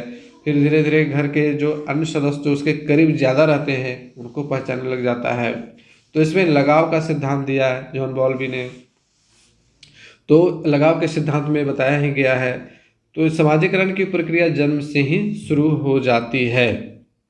नेक्स्ट क्वेश्चन है कि ब्लूम के संज्ञानात्मक क्षेत्र के कितने स्तर हैं? ठीक है, देखिए ब्लूम ने ज्ञानात्मक क्षेत्र के 3 प्रकार बतलाए थे, है ना। इसकी चर्चा हम लोगों ने पिछले क्लास में भी की थी, और डिटेल क्लास जो हमारा डीएलएड का आया हुआ है उसमें तो पूरा ब्लूम्स टेक्सोनोमी दूसरा क्लास ही हमारा जो है उस पर है। तो ब्लूम्स टेक्सोनोमी पे पूरी डिटेल से चर्चा की गई है, और यदि आपने उस क्लास को नहीं देखा तो वॉच कर लीजिएगा, क्योंकि काफ़ी इंपॉर्टेंट है ब्लूम्स टेक्सोनोमी को समझना। और ब्लूम टेक्सोनोमी के अंतर्गत ज्ञान के 3 प्रकार उन्होंने बताए, कोग्निटिव, अफेक्टिव एंड साइकोमोटर। ठीक है, HHH याद रखिएगा, शॉर्टकट में याद रखने के लिए HHH। ठीक है, फर्स्ट H फॉर हेड, है ना, और second H for heart, and third H for hand. ठीक है, हेड का मतलब हमारे मस्तिष्क का विकास जो कि संज्ञानात्मक विकास से जुड़ा हुआ है, ये कॉग्निटिव डेवलपमेंट से जुड़ा हुआ है। ठीक है, कॉग्निटिव डेवलपमेंट से जुड़ा हुआ है। हार्ट मतलब हम दिल से भाव को ग्रहण करते हैं, तो ये अफेक्टिव डोमेन से जुड़ा हुआ है। ठीक है, और तीसरा है हैंड, यानी कि गत्यात्मक विकास जिसको साइकोमोटर डोमेन कहते हैं। तो ये 3 डोमेन ब्लूम्स ने बताए थे, और प्रत्येक डोमेन के उन्होंने स्तर बताए, लेवल बताए। तो संज्ञानात्मक क्षेत्र जो पहला था कोग्निटिव डोमेन, उसमें 6 टोटल स्तर हैं। कितने हैं? 6 स्तर हैं। चौथा ऑप्शन हमारा सही है यहाँ पे। और ये 6 स्तर कौन है, इसको भी आप समझ लीजिए। ये 6 स्तर हैं ज्ञान, बोध, अनुप्रयोग, विश्लेषण, संश्लेषण और मूल्यांकन। और ये ऊपर से नीचे की ओर बढ़ते क्रम में इस प्रकार से लिखे गए हैं। तो ज्ञानात्मक क्षेत्र के 6 स्तरों में सबसे ऊपर का स्तर जो है वो मूल्यांकन है। ठीक है, सबसे ऊपर का स्तर, या कह लीजिए कि सबसे हाई लेवल का स्तर, सर्वाधिक उच्च स्तर कौन सा है, तो वो मूल्यांकन है। अंतिम पायदान पे ये है। ठीक है, ज्ञान से शुरुआत होता है, पहले ज्ञान, उसके बाद बोध, फिर उसका अनुप्रयोग, फिर उसका विश्लेषण, फिर उसका संश्लेषण और अंतिम में मूल्यांकन। ठीक है, इस प्रकार से आप याद रखेंगे। तो ये एक ही प्रश्न में कई प्रश्न को समेटे हुए हैं, और हमने डिटेल क्लास में भी आप लोगों को इसी तरह से इसका एनालिसिस किया है। तो उम्मीद है कि ये सारे एनालिसिस आप लोगों को अच्छे लगते होंगे। चलिए, नेक्स्ट क्वेश्चन है कि किसी व्यक्ति के स्वयं के संबंध में वह विभिन्न विषयों के संबंध में अपने संज्ञान का ज्ञान प्रतिसंज्ञानात्मक ज्ञान है, यह कथन किसका है? अब देखिए, कथन वाले जो सवाल होते हैं ये काफ़ी ज़्यादा कंफ्यूजिंग होते हैं, चूँकि कथन वाले सवाल को अगर आपने नहीं पढ़ा है तो बिल्कुल निश्चित रूप से आप इसको छोड़ ही दीजिएगा, क्योंकि निगेटिव मार्किंग है ही। स्पष्ट कर दिया बीपीएससी ने कि 0.25 की निगेटिव मार्किंग है, यानी कि एक गलती होने पे आपका चौथा अंक कट जाएगा। तो गलती क्यों करना है, गलती से बचेंगे, और जितना गलती से बचेंगे आपके मार्क्स उतने ज़्यादा बेहतर होंगे। ठीक है, तो यहाँ पे प्रतिसंज्ञानात्मक ज्ञान, ये कथन किसका है? तो ये कथन है एंडरसन एवं क्रेथवॉल का, क्योंकि जब बेंजामिन एस ब्लूम ने ज्ञानात्मक क्षेत्र के 3 प्रकार बताए थे तो उसमें और ज़्यादा संशोधन किया था एंडरसन एवं क्रेथवॉल ने, और इन्होंने उसको और आगे बढ़ाया। ठीक है, तो उसी दरमियान इनका एक कथन था कि किसी व्यक्ति के स्वयं के संबंध में व विभिन्न विषयों के संबंध में अपने संज्ञान का ज्ञान, अपने समझ का ज्ञान अगर हो जाए तो उसको प्रतिसंज्ञानात्मक ज्ञान कहते हैं, मेटा कॉग्निटिव नॉलेज कहते हैं इसको। ठीक है, तो तीसरा ऑप्शन यहाँ पे हमारा सही है। चलिए, एंडरसन एवं क्रेथवॉल। देखिए, एंडरसन एवं क्रेथवॉल ने 2001 में ब्लूम के ज्ञानात्मक क्षेत्र को संशोधित करते हुए ज्ञान के 4 प्रकार बतलाया। ठीक है, और ज्ञान के 4 प्रकार इन्होंने कौन कौन से बतलाए? तथ्यात्मक ज्ञान, जिसको फैक्चुअल नॉलेज कहते हैं, दूसरा संकल्पनात्मक कंसेप्चुअल, तीसरा प्रोसीजरल प्रक्रियात्मक, और चौथा मेटाकॉग्निटिव प्रतिसंज्ञानात्मक ज्ञान, जो ज्ञान का सर्वोच्च स्तर होता है। ठीक है, इन्होंने इस प्रकार से ज्ञान के 4 क्षेत्र बतलाए थे। तो अलग अलग मनोवैज्ञानिक आते हैं, अपने अपने व्यूज़ रखते हैं, फिर दूसरे मनोवैज्ञानिक आते हैं, उसमें कुछ संशोधन करते हैं, उस पर और वर्क करते हैं, उसको और ज़्यादा सुधारते हैं, है ना। तो पहले टेलीफोन था, अब मोबाइल फ़ोन हो गया है, आने वाले समय में उसके और ज़्यादा संशोधन होगा। तो इस तरह से चीज़ें बदलती हैं समय के साथ साथ। नेक्स्ट क्वेश्चन है, निम्न में से कक्षा शिक्षण का सबसे महत्वपूर्ण उद्देश्य कौन सा है? कक्षा शिक्षण का सबसे महत्वपूर्ण उद्देश्य क्या है? जानकारी देना, जिज्ञासु मन को विकसित करना, छात्र के व्यक्तित्व का विकास करना, छात्रों को परीक्षाओं में उत्तीर्ण होने में सहायता करना। अब देखिए, है तो सभी, लेकिन क्या करा, सबसे महत्वपूर्ण उद्देश्य, सबसे महत्वपूर्ण उद्देश्य। तो सबसे महत्वपूर्ण उद्देश्य तो कोई एक होंगे ना, चारों तो सबसे अधिक सुंदर कौन है, तो कोई एक होगा ना। वैसे में हमें एक को चुनना होगा, ये नहीं कि सबको चुन लिए, तब तो फिर सर्वाधिक का अर्थ ही खत्म हो जाएगा। तो ऐसी स्थिति में क्या करेंगे कि हमें चारों ऑप्शन को बढ़िया से एनालिसिस करना है। क्या हमें लगता है कि जानकारी दे देना ये सबसे महत्वपूर्ण उद्देश्य है? हम गए किसी विषय के बारे में जानकारी दे करके चले आए, बच्चों ने सीखा या नहीं सीखा, हमने उसका कुछ इवेल्युएशन नहीं किया। जिज्ञासु मन को विकसित करना, this is the most important objective of class teaching. जिज्ञासु मन को अगर हम विकसित कर देते हैं, बच्चों के मन में जिज्ञासाओं को अगर हम विकसित करते हैं, अंकुरित करते हैं, तो वहाँ से एक महान खोजकर्ता, महान वैज्ञानिक, जिसको पियाजे कहते हैं, नन्हे अन्वेषक, वे जन्म लेते हैं। और बहुत सारे ऐसे महापुरुषों की कहानी हम लोगों ने सुनी हुई हैं, जिनके बारे में कहा जाता है कि जब छोटे बच्चे थे तो उनके बचपन में उनके शिक्षक ने कुछ ऐसा उन्हें बताया था जो उनके मन को बहुत ज़्यादा जिज्ञासु प्रवृत्ति का बनाने में सहायक रहा। एपीजे अब्दुल कलाम की कहानी को हम सभी जानते हैं। उनके शिक्षक समुद्र के किनारे ले जाकर के पक्षी के उड़ने के बारे में बताते थे, तो वे जिज्ञासु मन को विकसित करते थे। और ये सबसे महत्वपूर्ण उद्देश्य है। इन चारों ऑप्शंस में से व्यक्तित्व का विकास तो अपने आप होगा जब जिज्ञासु मन विकसित हो जाएगा। परीक्षाओं में उत्तीर्ण होने में सहायता करना, ये इसकी ज़रूरत ही नहीं पड़ेगी जब बच्चे का मन जिज्ञासु हो जाएगा। बच्चे प्रश्नों को समझने लग जाएंगे, प्रश्न में छुपे हुए कंसेप्ट को समझने लग जाएंगे, वे प्रश्नों को पूछने लग जाएंगे, तो ऑब्वियसली ये सारी चीज़ें प्राप्त हो जाएंगी। तो इस प्रकार से दूसरा ऑप्शन सबसे महत्वपूर्ण है। चलिए नेक्स्ट क्वेश्चन लेंगे। निम्न में से शिक्षण की गुणवत्ता का आकलन करने के लिए सबसे उपयुक्त विधि कौन सी है? अब शिक्षण की गुणवत्ता का आकलन करना है तो वार्षिक परीक्षा का परिणाम, रिपोर्ट कार्ड देख रहे हैं बच्चे का, कितना नंबर लाया जी, क्या इससे ये सबसे उपयुक्त विधि है? छात्रों की उपस्थिति पलट करके देख रहे हैं कि साल भर में तुम कितना दिन आए हो। कक्षा में छात्रों की पारस्परिक विचार विमर्श की गुणवत्ता की जांच, ये सबसे सटीक है। कक्षा में छात्रों की चुप्पी, ये तो सबसे बेकार है, इसको आसानी से आप काट सकते हैं। कक्षा में छात्र चुपचाप बैठे हुए हैं, ना वो एक्टिविटी कर रहे हैं, ना आपके प्रश्नों के जवाब दे रहे हैं, तो ये तो शिक्षण की गुणवत्ता अच्छी नहीं है। कक्षा में छात्रों की पारस्परिक विचार विमर्श की गुणवत्ता की जांच हम करते हैं, तो गुणवत्ता का आकलन करने का सबसे उपयुक्त विधि वो है कि जब छात्र को हम किसी प्रोजेक्ट में लगाते हैं और हम उसका अवलोकन करते हैं कि वे आपस में किस प्रकार से बातचीत कर रहे हैं, किस प्रकार से एक दूसरे को सहयोग कर रहे हैं, तो वो सबसे अच्छी विधि है। तो तीसरा ऑप्शन हमारा यहाँ पे सही हो जाएगा। नेक्स्ट क्वेश्चन है कि महात्मा गांधी ने किस प्रकार की शिक्षा पर बल दिया था? तो गांधी जी की बुनियादी शिक्षा तो सभी को पता है और बुनियादी विद्यालय के बारे में सभी को पता ही है, तो यहाँ पे बुनियादी शिक्षा, ये आसान सा सवाल है। तीसरा ऑप्शन हमारा सही हो जाएगा। गांधी जी ने बुनियादी शिक्षा पे बल दिया था और उनके अनुसार शिक्षा काम की होनी चाहिए, मतलब शिक्षा ग्रहण करने का तात्पर्य है कि हम अपने आप को किसी कार्य के लायक बना सके, हमारे अंदर स्किल डेवलपमेंट हो। और उस टाइम पे गांधी जी ने जितने भी बुनियादी विद्यालय थे, तो बुनियादी विद्यालय तो बाद में स्थापित हुए, उन्होंने अवधारणा पहले दी थी, है ना। 1937 में वर्धा सम्मेलन में शायद उन्होंने, मैं सही कह रहा हूँ तो आप कमेंट जरूर करिएगा।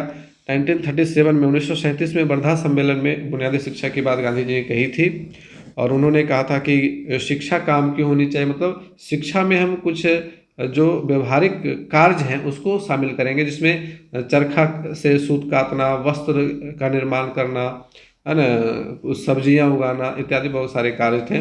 और बुनियादी विद्यालय की जो स्थापना की गई थी वो उसी तर्ज पर की गई थी। भले ही आज बुनियादी विद्यालय में वैसा होता कुछ नहीं है, लेकिन वो वास्तविक जो रूपरेखा थी वो वही थी। चलिए नेक्स्ट क्वेश्चन है, निम्न में से कौन सी पुस्तक महात्मा गांधी के द्वारा लिखी गई है? गांधी जी के द्वारा कौन सी पुस्तक लिखी गई है? सत्य के साथ मेरे प्रयोग, बिल्कुल ये उनकी आत्मकथा है, उन्होंने स्वयं लिखी है। हिंद स्वराज, ये तो आपको पढ़ना ही है। भारत की खोज, ये पंडित जवाहरलाल नेहरू ने लिखी थी। सत्यार्थ प्रकाश, ये भी गांधी जी ने नहीं लिखी है, ये स्वामी दयानंद सरस्वती ने लिखी थी। तो यहाँ पे ए और बी, दूसरा ऑप्शन हमारा सही होगा, ए और बी, ये दो पुस्तकें गांधी जी के द्वारा लिखी गई हैं। गिजुभाई बधेका मूलतः किस भाषा के लेखक थे? हिंदी, उड़िया, मलयालम, गुजराती। तो ये गिजुभाई बधेका गुजराती थे और ये गुजराती भाषा के लेखक थे। चौथा ऑप्शन हमारा सही है। और इन्होंने कौन सी पुस्तक लिखी थी? दिवस स्वप्न, जिसको आप लोगों को पढ़ना है। तो गिजुभाई बधेका, इनका जन्म 15 नवंबर 1850 ईस्वी को हुआ था। मृत्यु इनकी हो गई थी 23 जून 1939 ईस्वी को। सौराष्ट्र के रहने वाले थे। गुजराती भाषा के लेखक और महान शिक्षा शास्त्री थे। इनका पूरा नाम गिरिजा शंकर भगवान जी बधेका था। इन्होंने बाल मंदिर नामक विद्यालय की स्थापना 1920 ईस्वी में की थी। इनकी प्रमुख रचनाओं में शामिल हैं आनंदी कौआ, चालाक खरगोश, बुढ़िया और बंदरिया, दिवा स्वप्न इत्यादि। चलिए कुछ इम्पोर्टेंट नोट्स जो भी शामिल हो सकते थे उसको भी शामिल कर लिया गया है। दिवा स्वप्न एक ऐसे शिक्षक की काल्पनिक कथा है जो शिक्षा की डैश संस्कृति को नहीं स्वीकारता, रिक्त स्थानों की पूर्ति उचित शब्द से करें, पारंपरिक, प्रगतिशील, दक्यानुशी, बाल केंद्रित। तो देखिए, दिवा स्वप्न एक ऐसी शिक्षक की काल्पनिक कथा है जो शिक्षा की दक्यानुशी संस्कृति को नहीं स्वीकारता। ठीक है, दक्यानुशी संस्कृति को नहीं स्वीकारता। दिवा स्वप्न में शिक्षक ने पढ़ाई की शुरुआत किससे की? दिवा स्वप्न में शिक्षक जब विद्यालय में आया, कक्षा 4 में उसने पढ़ाना शुरू किया, तो पढ़ाई की शुरुआत उसने किससे की? खेल से, प्रयोग दिखा करके, कहानी के द्वारा, पारंपरिक ढंग से। तो इसका सही ऑप्शन नंबर 3 है, कहानी के द्वारा। और कहानी के संदर्भ में कहते हैं कि कहानी एक जादू है और यह एक सम्मोहक विद्या है जो बच्चों को आपसे जोड़ देती है। इसलिए अगर बच्चों को मन नहीं लग रहा हो तो आप सिंपल सा एक कोई इंटरेस्टिंग स्टोरी सुना दीजिए, बच्चों को मन लगने लगेगा, वे आपकी ओर आकर्षित हो जाएंगे, आपकी बातों को ध्यान से सुनेंगे। चलिए नेक्स्ट क्वेश्चन लेंगे। सच ही है, डैश एक अजब जादू है, 16.25 आने सच, रिक्त स्थान में उचित शब्द भरें। ये बिल्कुल उस पुस्तक से ली गई एक पंक्ति है और उस पुस्तक का नाम दिवा स्वप्न है।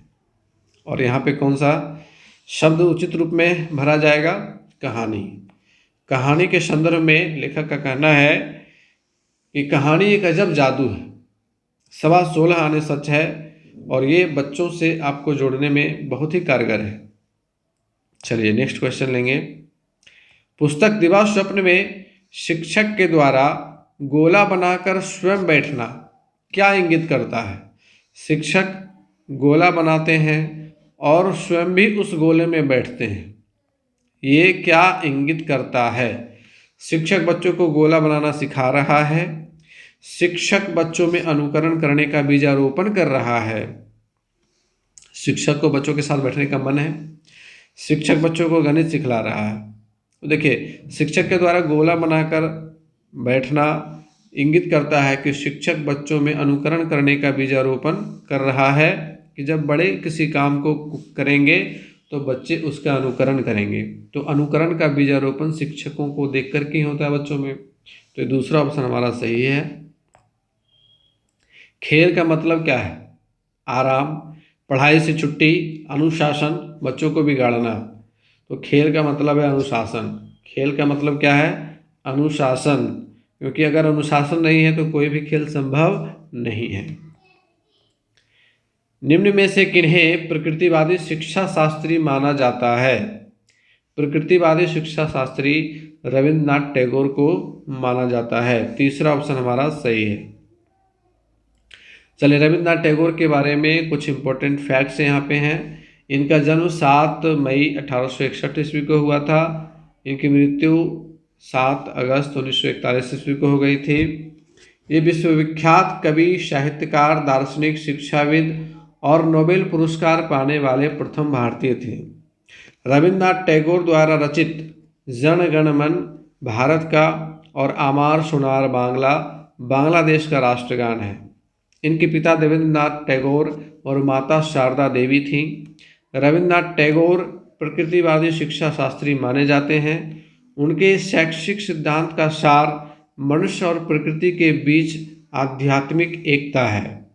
टैगोर की दृष्टि में बच्चों का विकास नैसर्गिक रूप से प्रकृति की गोद में होना चाहिए। तो ये सारे इंपॉर्टेंट फैक्ट्स थे जो शामिल कर लिए गए हैं। रविन्द्रनाथ टैगोर के अनुसार शिक्षा का अर्थ नहीं है प्रकृति के साथ सामंजस्य, ये तो है, सहानुभूतिपूर्ण व्यवहार, ये भी है, सामाजिक मूल्यों का विकास, ये भी है, सूचनाओं का संग्रह, ये शिक्षा का अर्थ नहीं है। रविन्द्रनाथ टैगोर का मानना था कि बच्चों को हम प्रकृति के साथ सामंजस्य बैठाने दें, सहानुभूतिपूर्ण व्यवहार करें उनके साथ और उनमें सामाजिक मूल्यों का विकास करें। ये नहीं कि केवल सूचनाओं को थोपने पर बल दें। चलिए, मॉन्टेसरी के अनुसार बाल विकास की कितनी अवस्थाएं हैं? बाल विकास की अवस्थाएं बहुत सारे मनोवैज्ञानिकों ने बताई हैं। जीन पियाजे ने 4 अवस्थाएं बतलाई हैं, और कोहलबर्ग ने भी नैतिक विकास की अवस्थाओं में 3 अवस्थाएं उन्होंने भी बतलाई हैं, और 6 उसके चरण हैं। मॉन्टेसरी के अनुसार बाल विकास की कितनी अवस्थाएं हैं? तो मॉन्टेसरी के अनुसार भी बाल विकास की 3 ही अवस्थाएं हैं। ठीक है, और ये अवस्थाएं कौन कौन सी हैं, आइए इसको समझ लेते हैं। मॉन्टेसरी ने विकास के क्रम अध्याय में बाल विकास की 3 अवस्थाओं का वर्णन किया, और इनके द्वारा लिखी गई किताब का नाम ग्रहणशील मन है। ग्रहणशील मन, और उसी से इस सवाल को लिया गया है। ठीक है, तो ग्रहणशील मन में 4था अध्याय जो है विकास के क्रम, इसी अध्याय को केवल आपको पढ़ना है और इसी से सवाल पूछे जाएंगे। तो मॉन्टेसरी के इस चैप्टर के ऊपर हमारा क्लास आया हुआ है, उसमें सारा डिटेल्स बताया गया है, तो आप उस क्लास को देख लीजिएगा, सारा कन्फ्यूजन क्लियर हो जाएगा।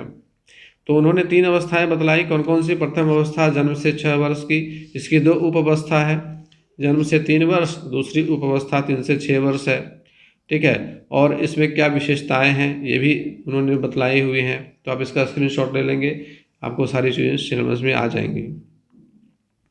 दूसरी अवस्था 6 से 12 वर्ष की है, तीसरी अवस्था 12 से 18 वर्ष की है। ठीक है, चलिए अब यहाँ पे आगे बढ़ेंगे। ज्योतिबा फूले ने इनमें से किसकी स्थापना की थी? सत्यशोधक समाज, आर्य समाज, ब्रह्म समाज, प्रार्थना समाज, इनमें से कोई नहीं या फिर एक से अधिक? तो ज्योतिबा फूले सत्यशोधक समाज के संस्थापक थे। पहला ऑप्शन सही है हमारा यहाँ पे, सत्यशोधक समाज। ज्योतिबा फूले ने 1873 ईस्वी में महाराष्ट्र में सत्यशोधक समाज नामक संस्था का गठन किया था। और बाकी के जो ऑप्शंस हैं उनके संस्थापक के बारे में भी जान लें। आर्य समाज के संस्थापक स्वामी दयानंद सरस्वती थे, 1875 में इसकी संस्थापना हुई थी। ब्रह्म समाज के संस्थापक राजा राम मोहन राय थे, 1828 में इसकी स्थापना हुई थी। प्रार्थना समाज के संस्थापक आत्माराम पांडुरंग एवं महात्मा महादेव गोविंद रानाडे थे, 1867 में इसकी स्थापना हुई थी। चलिए नेक्स्ट क्वेश्चन अब लेंगे। ज्योतिबा फुले ने बालिका शिक्षा हेतु प्रथम बालिका विद्यालय की स्थापना कब की थी? 1848 ईस्वी में। स्त्री शिक्षा के उद्देश्य से ज्योतिबा फुले ने प्रथम भारतीय बालिका विद्यालय की स्थापना 1848 ईस्वी में की थी। लड़कियों को पढ़ाने के लिए अध्यापिका नहीं मिली तो उन्होंने कुछ दिन स्वयं यह काम करके अपनी पत्नी सावित्रीबाई फुले को इस योग्य बना दिया था, और इस प्रकार सावित्रीबाई फुले भारत की प्रथम अध्यापिका बनी थी। ये भी इम्पोर्टेंट फैक्ट है।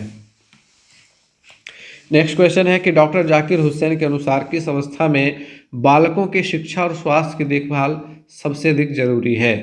तो ये सही ऑप्शन इसका होगा पूर्व प्राथमिक स्तर पर। पूर्व प्राथमिक स्तर पर, और वर्तमान समय में सरकार ECCE पे ज़्यादा फोकस दे रही है, और ECC से संदर्भित प्रशिक्षण कार्यक्रम भी चल रहा है। और पिछले सप्ताह मैं इसका प्रशिक्षण लेकर के आया हूँ, डाइट सोनपुर में अभी ये चल रहा है, और नवादा जिला से प्रत्येक प्रखंड से एक शिक्षकों का प्रशिक्षण था, तो उसमें हमारे प्रखंड से मेरा नाम था और मैं वहाँ पे ट्रेनिंग लेने के लिए गया हुआ था।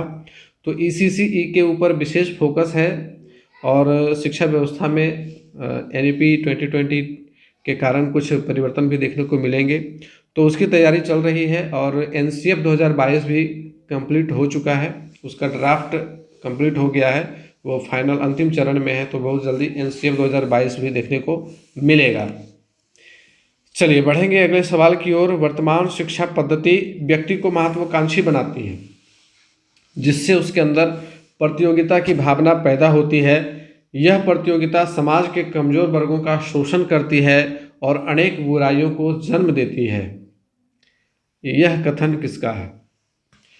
जिद्दू कृष्णमूर्ति, इनको जे कृष्णमूर्ति के नाम से भी जानते हैं, महात्मा गांधी, रविन्द्रनाथ टैगोर, ज्योतिबा फुले, इनमें से कोई नहीं या फिर एक से अधिक? तो ये कथन है जे कृष्णमूर्ति जी का, और इनका कहना था कि वर्तमान जो शिक्षा पद्धति है वो व्यक्ति को महत्वाकांक्षी बनाती है। इंसान शिक्षा प्राप्त करके नौकरी पाना चाहता है, यही एकमात्र उद्देश्य उसका रह गया है।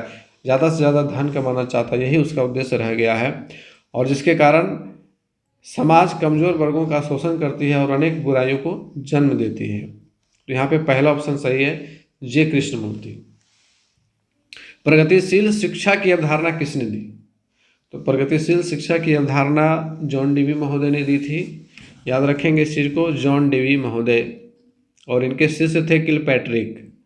ठीक है, किलपैट्रिक जो थे जॉन डेवी के शिष्य थे किलपैट्रिक, और इन्होंने परियोजना विधि का विकास किया था। परियोजना विधि के जनक किलपैट्रिक को कहा जाता है। निम्नलिखित में से कौन सा कथन प्रगतिशील शिक्षा के संदर्भ में डेवी के अनुसार समुचित है? कक्षा में प्रजातंत्र का कोई स्थान नहीं होना चाहिए, तो बिल्कुल गलत है। विद्यार्थियों को स्वयं ही सामाजिक समस्याओं को सुलझाने में सक्षम होना चाहिए, ये सही है। जिज्ञासा विद्यार्थियों के स्वभाव में अंतर्निहित नहीं है, अपितु इसका कर्षण या संवर्धन करना चाहिए, ये तो बिल्कुल गलत है, क्योंकि जिज्ञासा विद्यार्थियों के स्वभाव में होता है। कक्षा में विद्यार्थियों का निरीक्षण करना चाहिए, ना कि सुनना चाहिए, ये भी पूरी तरह से सही नहीं है। लेकिन दूसरा जो ऑप्शन है कि विद्यार्थियों को स्वयं ही सामाजिक समस्याओं को सुलझाने में सक्षम होना चाहिए, ये प्रगतिशील शिक्षा की अवधारणा को समर्थित करता है और ये सही कथन है। तो दूसरा ऑप्शन हमारा यहाँ पे सही होगा। चलिए अगला सवाल है कि पाठचर्या क्या है? पाठ्यक्रम और पाठ्येतर गतिविधियाँ, पाठ्यक्रम उद्देश्य विधि मूल्यांकन, विषय वस्तु उद्देश्य पाठ्यक्रम कार्यक्रम अनुभव गतिविधियाँ संबंध कौशल व्यवहार। ये देखिए इसमें सब कुछ समेटा हुआ है। तीसरा ऑप्शन सही है। पाठचर्या व्यापक चीज होती है ना, तो तीसरा ऑप्शन हमारा यहाँ पे सही है।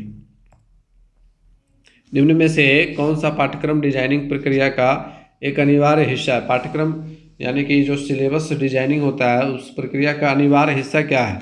समुदाय की जनसांख्यिकी विशेषताएं, माता पिता का विकास सूचकांक, निर्देशों की जानकारी, प्रक्रिया और उत्पादन पर विचार, स्कूलों को किसी विशेष स्कूल बोर्ड से संबद्ध कर देना। यहाँ पे तीसरा ऑप्शन सही है कि निर्देशों की जानकारी, प्रक्रिया और उत्पादन पर विचार, ये डिजाइनिंग प्रक्रिया का एक अनिवार्य हिस्सा है सिलेबस डिजाइनिंग का। आप अपनी कक्षा में से कुछ छात्रों को चुनकर के 6 महीने में उनमें होने वाले विकास की एक रिपोर्ट तैयार करना चाहते हैं, तो इसके लिए आप निम्न में से क्या करेंगे? प्रत्येक माह उनकी लंबाई नापेंगे, कितना लंबा हो रहा है। प्रत्येक माह उनका वजन तोलेंगे, कितना ग्राम बढ़ रहा है। प्रत्येक माह उनकी रुचियों, आदतों, दृष्टिकोणों, स्वभाव, व्यक्तित्व, व्यवहार आदि में होने वाले परिवर्तनों की जांच करेंगे। ये this is the right option, option number 3 ये सही है। चौथा ऑप्शन क्या है कि प्रत्येक माह उनके शारीरिक आकार में होने वाले, नहीं, तीसरा ऑप्शन हमारा सही है। विकास रिपोर्ट के लिए हमें सर्वांगीण पहलुओं पे ध्यान देना होता है। नेक्स्ट क्वेश्चन है कि किसके परिणाम स्वरूप बालक अपने निरंतर बदलते हुए वातावरण में ठीक प्रकार समायोजन करने में सक्षम हो पाता है? सर्वाधिक उपयुक्त विकल्प का चयन करें। तो यहाँ पे देखिए सर्वाधिक उपयुक्त विकल्प दे दिया गया है, तो आपको एक ही ऑप्शन को देखना है। ये नहीं कि यहाँ पे संज्ञानात्मक विकास है, शारीरिक विकास भी, तो शारीरिक विकास भी जरूरी है। अगर शारीरिक विकास अगर नहीं होगा अच्छे से, तो वो वातावरण में अपने आप को कैसे समायोजित करेगा। भाषाई विकास भी जरूरी है, संवेगात्मक विकास भी जरूरी है, लेकिन सबसे ज़्यादा जरूरी क्या है? सबसे ज़्यादा जरूरी है संज्ञानात्मक विकास, कॉग्निटिव डेवलपमेंट, है ना।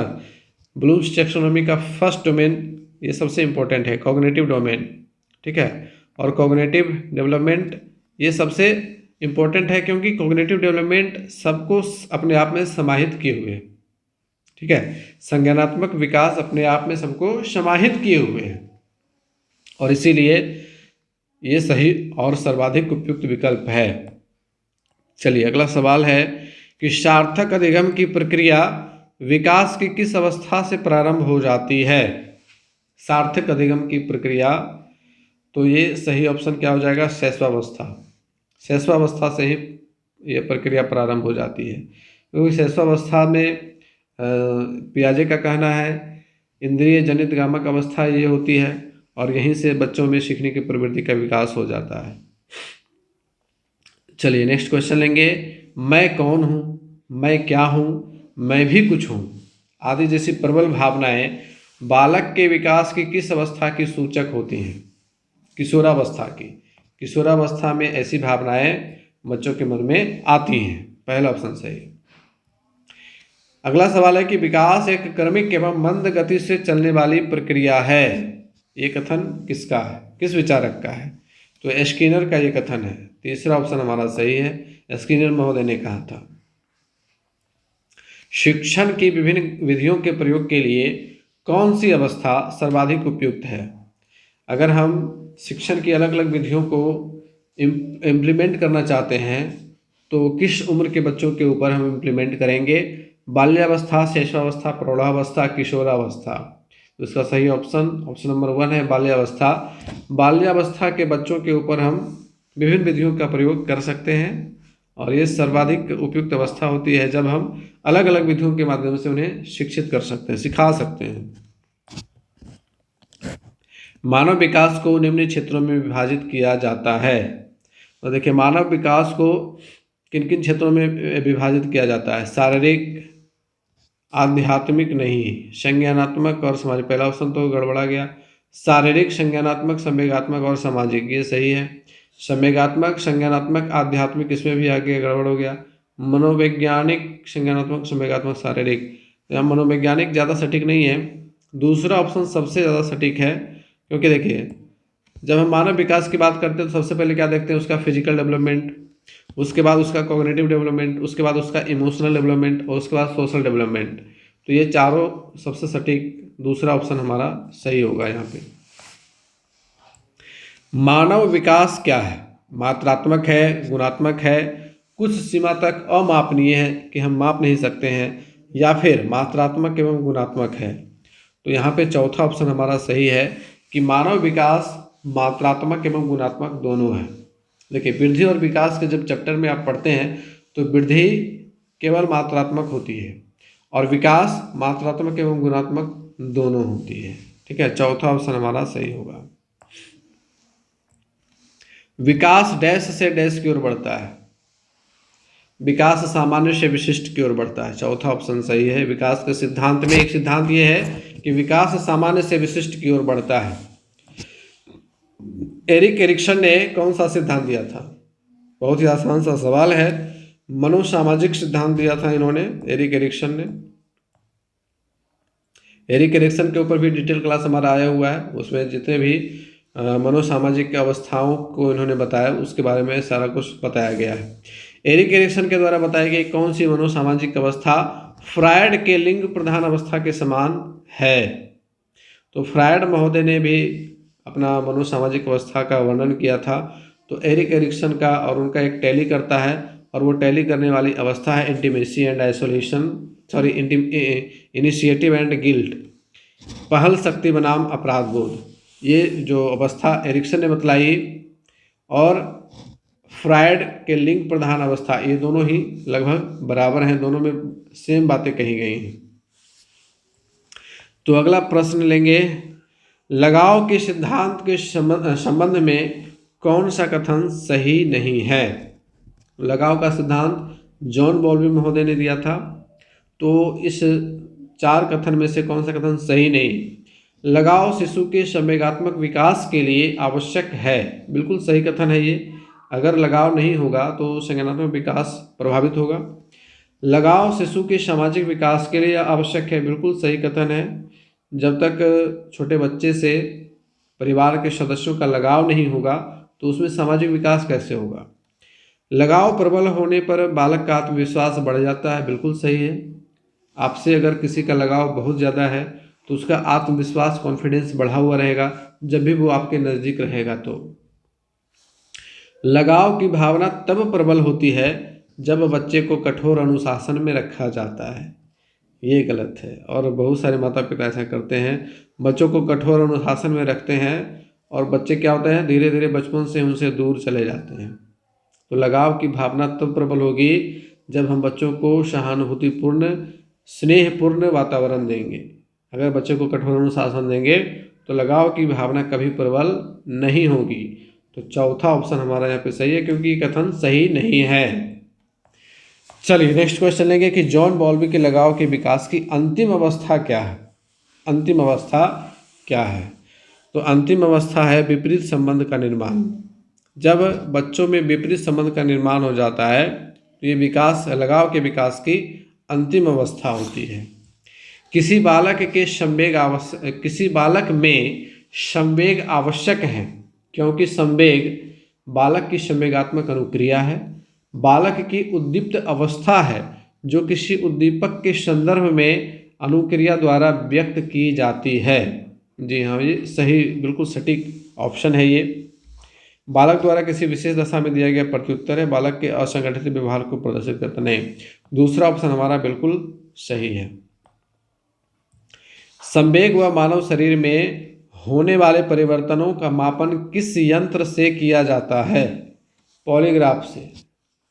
पॉलीग्राफ के द्वारा इसका पता किया जाता है और अपराधियों का परीक्षण भी पॉलीग्राफ के माध्यम से किया जाता है। एक बच्चे को लगता है कि जानबूझकर तोड़े गए एक कप की तुलना में हादसे में 12 कप टूटने की घटना ज़्यादा बुरी है। बच्चा पियाजे के नैतिक विकास की किस अवस्था में है? तो पियाजे ने नैतिक विकास की मुख्य रूप से 2 अवस्थाएं बताई हैं, एक परायत्त नैतिक अवस्था और दूसरा स्वायत्त नैतिक अवस्था, और बीच की अवस्था भी है। डीएलएड के बुक में बीच की अवस्था भी दी गई है, जिसको संक्रमणकालीन अवस्था दी गई है, जो परायत्त नैतिकता और स्वायत्त नैतिकता के बीच की कड़ी होती है। तो यहाँ पे पियाजे के नैतिक विकास के किस अवस्था में ये बच्चा है? ये बच्चा परायत्त नैतिकता की अवस्था में है, यानी कि दूसरे के द्वारा बनाए गए रूल रेगुलेशन को ये मानता है, क्योंकि इसको लग रहा है कि हादसे में 12 कप टूटे हैं, लेकिन ये ज़्यादा बुरी घटना है जबकि एक कप को जानबूझकर तोड़ा गया है। तो ये परायत्त नैतिकता की भावना में है।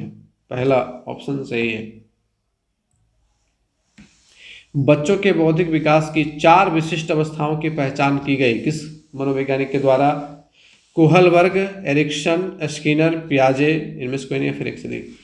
तो बौद्धिक विकास की 4 अवस्थाओं का वर्णन जो है पियाजे के द्वारा किया गया, और पियाजे ने इंद्रिय जनित गामक अवस्था, पूर्व संक्रियात्मक अवस्था,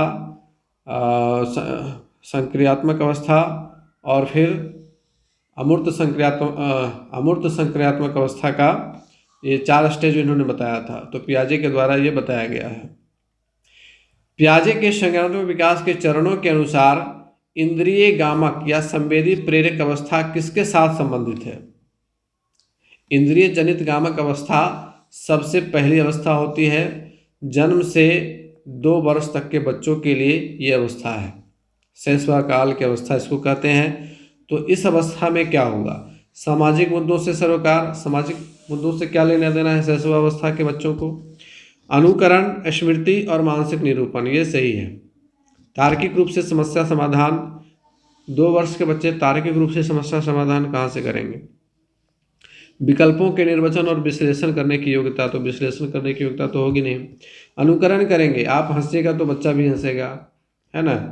बच्चों को खिलौना दिखाइएगा तो उसके प्रति अनुकरण करेगा, उसके मन में मानसिक निरूपण आएगा, एस्कीमाज विकसित होंगे। माँ को देखेगा तो वो पहचानना शुरू कर देगा कि ये मेरी माँ है ना। घर के अन्य सदस्यों को देख देख करके उसके मस्तिष्क में उनके चित्र छप जाएंगे, और जब भी व्यक्ति उसके पास आएंगे, अगर वो उससे प्रेम करते हैं तो बच्चा हंसेगा, उसके स्मृति में विकास होगा। तो दूसरा ऑप्शन हमारा सही है। बढ़ेंगे अगले सवाल की ओर। लॉरेंस कोहलबर्ग के सिद्धांत के अनुसार किसी कार्य को इसलिए करना क्योंकि दूसरे इसे स्वीकृति देते हैं, दूसरे इसे स्वीकृति देते हैं, नैतिक विकास के किस चरण को दर्शाता है? तो देखिए, कोहलबर्ग ने नैतिक विकास के 3 चरण बतलाए थे और 6 लेवल है इसका, 6 स्तर है। 3 चरण और 6 स्तर है, और ये pre conventional, conventional and post conventional, ये तीनों कोहलबर्ग के द्वारा बताए गए नैतिक विकास की 3 अवस्थाएं हैं। तो इसमें से प्रथागत अवस्था का यहाँ पे वर्णन किया गया है। ये नैतिक विकास के प्रथागत चरण को दर्शा रहा है। भारत सरकार ने ICDS या आंगनबाड़ी कार्यक्रम की शुरुआत कब की? ICDS या आंगनबाड़ी कार्यक्रम की शुरुआत हुई थी 1975 में, 2 अक्टूबर 1975 को इसकी शुरुआत हुई थी। 2012 में इसका पुनरुद्धार हुआ था। देखिए, प्रारंभिक बाल्यावस्था एवं बच्चों की बुनियादी ज़रूरतों, फंडामेंटल नीड्स को पूरा करने हेतु भारत सरकार ने सर्वप्रथम 2 अक्टूबर 1975 को ICDS या आंगनबाड़ी कार्यक्रम की शुरुआत की। इसमें गर्भवती महिलाओं तथा दूध पिलाने वाली माताओं के स्वास्थ्य, पोषण और विकास की आवश्यकताओं पर फोकस किया गया था। इसके बाद फिर अक्टूबर 2012 में आंगनबाड़ी कार्यक्रम का पुनर्गठन किया गया और इसमें पूर्व प्राथमिक शिक्षा को भी शामिल किया गया। इस चीज़ को याद रखेंगे। बच्चों के मस्तिष्क का 85% भाग किस अवस्था तक विकसित हो जाता है? किस अवस्था तक? तो पूर्व बाल्यावस्था तक, 6 वर्ष की अवस्था तक, ठीक है। और पूर्व बाल्यावस्था 2 से 6 वर्ष की अवस्था होती है। तीसरा ऑप्शन सही होगा। पूर्व बाल्यावस्था में बालकों के सर्वांगीण विकास के लिए सर्वाधिक जरूरी क्या है? संसाधन युक्त समृद्ध परिवेश, ये सबसे जरूरी है।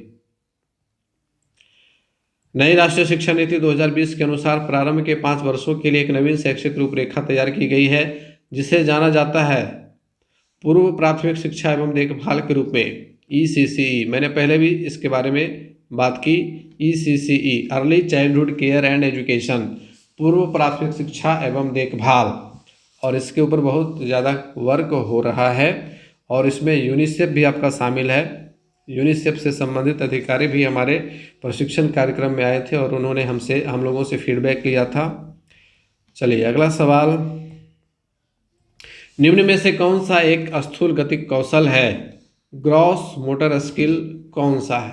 तो देखिए, गतिक कौशल, स्थूल गतिक कौशल और सूक्ष्म गतिक कौशल, ये 2 प्रकार के कौशल होते हैं। तो ग्रॉस मोटर स्किल में जो मोटे तौर पर जो काम किए जाते हैं बच्चों के द्वारा, जैसे कि उछलना, कूदना, साइकिल चलाना, दौड़ना, पेड़ पर चढ़ना, कूदना, ये सारे चीज़ें। और जो छोटे छोटे महीन काम होते हैं वो फाइन मोटर स्किल के अंतर्गत आती हैं, सूक्ष्म गतिक कौशल के अंतर्गत आती हैं। तो यहाँ पे सुई में धागा पिरोना, ये महीन काम है, तो ये फाइन मोटर स्किल है। ब्लॉक बिल्डिंग, छोटे छोटे ब्लॉक को रख करके ब्लॉक बनाना, ये भी फाइन मोटर स्किल है। चित्रकारी करना, है ना, पेंसिल से चित्र बनाना, फिर उसमें कलर करना, महीन काम है, तो ये सूक्ष्म गतिक कौशल में आएगा। कूदना, ये मोटा काम है ना, फटाक से कूद गया, ये स्थूल गतिक कौशल का उदाहरण है। चौथा ऑप्शन हमारा सही है। बच्चों के संवेदात्मक क्षेत्र के विकास के लिए निम्न में से कौन सी गतिविधियां उपयुक्त हैं? संवेदी, है ना, संवेदी क्या कहता है, संवेदात्मक क्षेत्र के विकास के लिए, तो संवेदनाएं कब विकसित होंगी, उसके लिए कौन सी गतिविधियां उपयुक्त होंगी? दौड़ लगाना, तो ये तो स्थूल गतिक कौशल का विकास करेगा। नृत्य, लेखन, औरोगामी, तो नृत्य सही है। नृत्य से संवेदनाएं विकसित होती हैं, हम अपनी संवेदनाओं को नृत्य के माध्यम से प्रस्तुत करते हैं। लेखन के द्वारा भी हम अपनी संवेदनाओं को व्यक्त करते हैं। औरोगामी, औरोगामी किसको कहते हैं? तो कागज के कुछ वस्तुएं बनाना, खिलौने बनाना, जैसे कागज का जहाज बनाना, कागज के नाव बनाना, इन सबको औरोगामी कहते हैं। तो औरोगामी संवेदनात्मक क्षेत्र के विकास के लिए उपयुक्त गतिविधियों में से नहीं आएगा, बी और सी आएगा, नृत्य और लेखन, बी और सी, तीसरा ऑप्शन सही है। जन्म के समय एक सामान्य शिशु का वजन कितना होता है? जन्म के समय एक सामान्य शिशु का वजन कितना होता है? तो ये पाउंड में दिया हुआ है और हम लोग को जनरली मालूम है कि 2.5 से 3 किलो के बीच होना चाहिए, है ना। तो यहाँ पे पाउंड में दिया हुआ, तो 7 से 8 पाउंड याद रखेंगे, 7 से 8 पाउंड। और 1 पाउंड बराबर 0.454 है या 7 है, इसी तरह से समथिंग है, ये किलोग्राम में होता है, ठीक है। यानी कि आधा किलो से भी कम 1 पाउंड होता है, ये मान करके चलिए। विकास एवं वृद्धि में एक प्रमुख अंतर क्या है? तो विकास और वृद्धि पे मैंने पहले भी चर्चा किया कि वृद्धि केवल परिमाणात्मक होती है, उसमें केवल परिमाण होता है, जबकि विकास परिमाणात्मक के साथ साथ गुणात्मक भी होता है। पहला ऑप्शन सही है, बाद के ऑप्शन को देखने की आवश्यकता भी हम नहीं है क्योंकि पहले से क्लियर हो गया। वृद्धि केवल गुणात्मक होती है तो वृद्धि गुणात्मक नहीं होती है। वृद्धि का संबंध प्रक्रियात्मक परिवर्तनों से, जबकि विकास संरचनात्मक परिवर्तनों तक ही सीमित है। नहीं, विकास में सारी चीज़ें सम्मिलित हैं। वृद्धि धनात्मक और ऋणात्मक दोनों है, जबकि विकास केवल धनात्मक होता है। नहीं, वृद्धि केवल धनात्मक होता है, विकास धनात्मक और ऋणात्मक दोनों होती है। तो पहला ऑप्शन सही है। गणित सीखने संबंधी अशक्तता मतलब निर्योग्यता, डिजेबिलिटी, ठीक है। अगर कोई बच्चा मैथ सीखने में परेशानी महसूस करता है वो बहुत आपने प्रयास किया उसको मैथ सिखाने का, लेकिन वो मैथ नहीं सीख पा रहा है, तो संभव है कि उसके पास कुछ डिजेबिलिटी है जिसके कारण वो गणित नहीं सीख पा रहा है। अब देखिए, इन सारी चीज़ों को सीखना बहुत ही ज़रूरी है, क्योंकि एज ए टीचर जब आप बच्चों से इंटरेक्ट करते हैं तो बच्चों की परेशानियों को समझना सबसे ज़रूरी काम होता है। क्योंकि आप लोगों ने एक फिल्म देखी होगी तारे ज़मीं पे, वहाँ एक बच्चा जो है वो चीज़ों को जब देखता है तो अक्सर उसे उल्टे पुल्टे नज़र आते हैं। दरअसल उसे डिसलेक्सिया की समस्या थी और माता पिता एवं जो अन्य शिक्षक थे वो उसके ऊपर बोधरेशन डालते हैं कि तुम पढ़ते नहीं हो, कुछ आता नहीं तुम्हें पढ़ने के लिए, तुम एकदम बेवकूफ़ हो। तो वैसे में क्या होता है, बच्चे का मानसिक विकास अवरुद्ध हो जाता है और बच्चे को अपने काम में मन नहीं लगता है। तो यहाँ पे ये बताना है कि गणित सीखने संबंधी अशक्तता जो होती है, जो डिजेबिलिटी है, जो मैथमेटिक्स को लर्न करने में बच्चों को परेशानी महसूस कराती हैं, ये क्या कहलाती है। तो इसका सही ऑप्शन है डिस्कैल्कुलिया। याद रखेंगे, कैलकुलेट हम लोग गणित में कैलकुलेशन करते हैं, है ना, कैलकुलेट करते हैं, चीज़ों को गणना करते हैं। और जो बच्चे गणित सीखने में परेशानी महसूस करते हैं, डिजेबल होते हैं, वे डिसकैलकुलेट करते हैं, यानी कि उनको गणना समझ में नहीं आती है, डिसकैलकुलिया की समस्या होती है उनको। ये चौथा ऑप्शन हमारा सही है। चलिए अगला सवाल लेंगे। एक बच्चा जो शाव को वाज न्यूक्लियर को यूक्लियर में अंतर नहीं कर सकता है, जैसे लिखा हुआ रहेगा SAW और WAS, तो दोनों उसको सेम नज़र आएगा, ठीक है, दोनों उसको सेम नज़र आ रहा है, तो यह किस बीमारी से पीड़ित है। तो अभी हमने तुरंत चर्चा किया, ये डिसलेक्सिया की समस्या होती है। चौथा ऑप्शन सही है। और कुछ ऐसे बच्चे आपने देखे भी होंगे जो B को D लिखेंगे, है ना, B लिखना हो तो वो D ही लिख देंगे, D को B लिख देंगे। तो ऐसी समस्या अगर किसी बच्चे में है और बार बार प्रयास करने के बावजूद भी है तो उसको डिसलेक्सिया की समस्या हो सकती है। नेक्स्ट क्वेश्चन है कि भारत में शारीरिक शिक्षा किसने शुरू किया था। बड़ा इंटरेस्टिंग सवाल है कि भारत में शारीरिक शिक्षा को किसने शुरू किया था। इसका सही ऑप्शन नंबर 1 है H.C. बक। ये एक अमेरिकी कॉलेज के खेल प्रशिक्षक और शारीरिक शिक्षा प्रशिक्षक थे। उन्होंने 1920 ईस्वी में मद्रास में YMCA college of physical education की स्थापना की थी। चलिए, इंटरेस्टिंग ये नॉलेज है, इन्फॉर्मेशन है, नॉलेज नहीं इन्फॉर्मेशन है। केंद्रीय शिक्षा मंत्रालय ने 1954 में all India council of sports का गठन किया। इसके पहले अध्यक्ष कौन थे। तो all India council of sports के पहले अध्यक्ष थे जनरल KM करियप्पा। ओलंपिक ध्वज में गोलों की संख्या कितनी होती है। तो ओलंपिक ध्वज में गोलों की संख्या 5 होती है ना। यहाँ देखिए, ये इस तरह से 5 गोले होते हैं, ये 1 2 3 4 5, और ये अलग अलग जो रंग है वो महादेश को निरूपित करते हैं। बाला का पूर्ण रूप क्या है। बाला पेंटिंग आप लोगों के विद्यालयों में हुआ होगा, जिसे विद्यालय की दीवारों को चित्रित किया जाना है।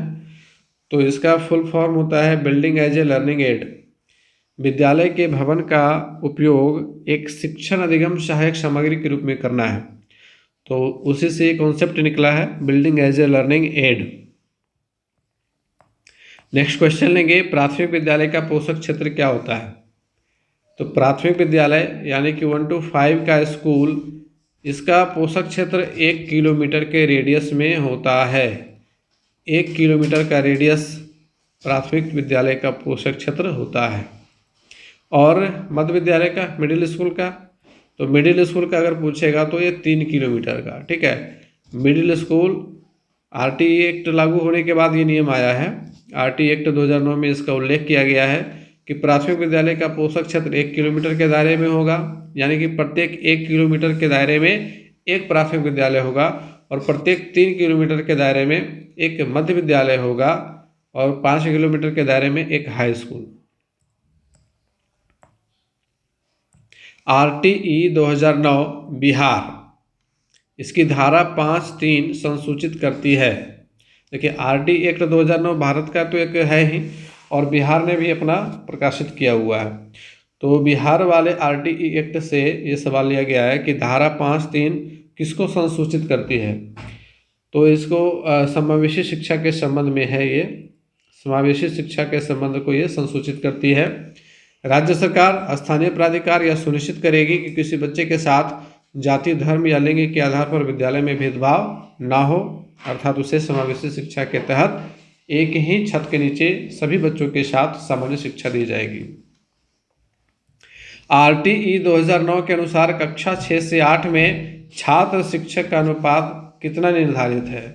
तो कक्षा 6 से 8 की जब बात करेंगे तो 35:1 का अनुपात होगा। याद रखेंगे कि कक्षा 6 से 8 में 35:1 का, और 1:5 की अगर बात करेंगे तो 30:1 का अनुपात होता है। ठीक है, चलिए, इनमें से कौन कला के संदर्भ में सही नहीं है। कला के संदर्भ में कौन सही नहीं है। कलाएं नवीन या अभिनव प्रक्रियाओं का सृजन करती हैं, ये सही कथन है। कला वंचित समूह के विद्यार्थियों को शिक्षा से जोड़ने में सहायता करती हैं, ये भी सही है। कला केवल संज्ञानात्मक क्षेत्र का विकास करती है, नहीं, केवल संज्ञानात्मक क्षेत्र का नहीं, ये शारीरिक क्षेत्र का भी विकास करती है, सामाजिक क्षेत्र का भी विकास करती है, रचनात्मक क्षेत्र का भी विकास करती है। तो तीसरा ऑप्शन हमारा यहाँ पे सही हो जाएगा, क्योंकि ये कथन सही नहीं है। चलिए, अगला सवाल लेंगे, प्राथमिक स्तर पर कला समेकित अधिगम का उद्देश्य क्या नहीं है। पहला कथन है समावेशी वातावरण में रहना सीखना, ये तो उद्देश्य है। अपनी भावनाओं को समझना और उन्हें नियंत्रित करना, ये भी उद्देश्य है। अवधारणाओं के विभिन्न परिप्रेक्ष्यों का पता लगाना। तो देखिए, प्राथमिक स्तर पर अवधारणाओं के विभिन्न परिप्रेक्ष्यों का पता लगाना, ये कला समेकित अधिगम का उद्देश्य नहीं है प्राथमिक स्तर पर, ये उच्च प्राथमिक स्तर पर है। कला एवं कलात्मकता का दिन प्रतिदिन के कार्यकलापों में उपयोग करना, दिन प्रतिदिन के कार्यकलापों में उपयोग करना, सीखने के लिए आनंद और उत्सुकता का अनुभव करना। यहाँ पर देखिए, प्राथमिक में उद्देश्य कौन कौन नहीं है। पहला तो ये हो गया अवधारणाओं के विभिन्न परिप्रेक्ष्यों का पता लगाना, सी हो गया, और दूसरा है कला एवं कलात्मकता का दिन प्रतिदिन के कार्यकलापों में प्रयोग करना, ये भी प्राथमिक स्तर का उद्देश्य नहीं है, ये उच्चतर प्राथमिक स्तर, उच्च प्राथमिक स्तर का उद्देश्य है ये। तो सी और डी, पहला ऑप्शन हमारा सही होगा। प्राथमिक स्तर पर शिक्षण की कौन सी विधि या विधियां उपयुक्त नहीं है। ठीक है, जगमग विधि, ये तो बिल्कुल उपयुक्त नहीं है प्राथमिक स्तर पर। जगमग विधि हायर क्लासेस के लिए है, जिसमें जगमग विधि का मतलब क्या हो गया कि शिक्षक एक बड़ा जग और विद्यार्थी एक छोटा सा मग। जग से जितना उड़ेला जा रहा है वो मग में आ जाए, तो ये लेक्चर मेथड को कहते हैं जगमग विधि। खेल आधारित विधि, ये सही है, ये तो प्राथमिक स्तर की विधि, लेकिन हम लोगों को क्या चुनना है, उपयुक्त विधियां नहीं हैं। तो पहला हो गया ए। ठीक है, उसके बाद गतिविधि आधारित विधि भी तो प्राथमिक स्तर पर है। व्याख्यान विधि, ये भी नहीं है। करके सीखने की विधि ये है। तो यहाँ पे ए और डी, ये दो विधियाँ प्राथमिक स्तर पर शिक्षण की उपयुक्त विधियाँ नहीं हैं, जगमग विधि और व्याख्यान विधि। तो ए और डी हमारा ऑप्शन नंबर 4 सही होगा। परियोजना विधि के जन्मदाता कौन है, इसकी चर्चा पहले की जा चुकी है। किलपैट्रिक परियोजना विधि के जन्मदाता हैं। जॉन डीवी के शिष्य रह चुके हैं। चलिए, अगला सवाल, सतत एवं व्यापक मूल्यांकन के द्वारा सहायता मिलती है बच्चों की जिज्ञासा और रुचि को जानने में, सही है। बच्चों के सर्वांगीण विकास पर नजर रखने में, ये भी सही है। बच्चों की परीक्षा के अंकों को बढ़ाने में, ये गलत है। बच्चों के उपलब्धि स्तर में अपेक्षित सुधार करने में भी सही है। तो हमारा ए, बी और डी, पहला ऑप्शन सही हो जाएगा। ए, बी और डी सही है। चलिए, पहला ऑप्शन सही है।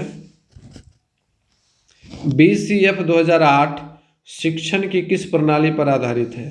तो BCF 2008 बात करती है रचनावाद की, ये कंस्ट्रक्टिविस्ट अप्रोच पर आधारित है। तीसरा ऑप्शन हम सही करेंगे। एक प्रभावी शिक्षक सुनिश्चित करता है कि कक्षा में छात्रों में परस्पर सहयोग की भावना उत्पन्न हो, उसे कक्षा में हस्तक्षेप ना करना पड़े, छात्रों के बीच प्रतियोगिता हो, स्थिति की मांग के अनुरूप कक्षा में प्रतियोगिता या परस्पर सहयोग की भावना उत्पन्न हो। ये सही है, सबसे बेटर यही है कि स्थिति के मांग के अनुरूप, अगर स्थिति कह रही है कि बच्चों के बीच प्रतियोगिता होनी चाहिए तो हो, परस्पर सहयोग की भावना होनी चाहिए तो हो, है ना। अगर स्थिति नहीं है तो नहीं होनी चाहिए। तो चौथा ऑप्शन हमारा सही है। डाइट की स्थापना हेतु परिकल्पना की गई।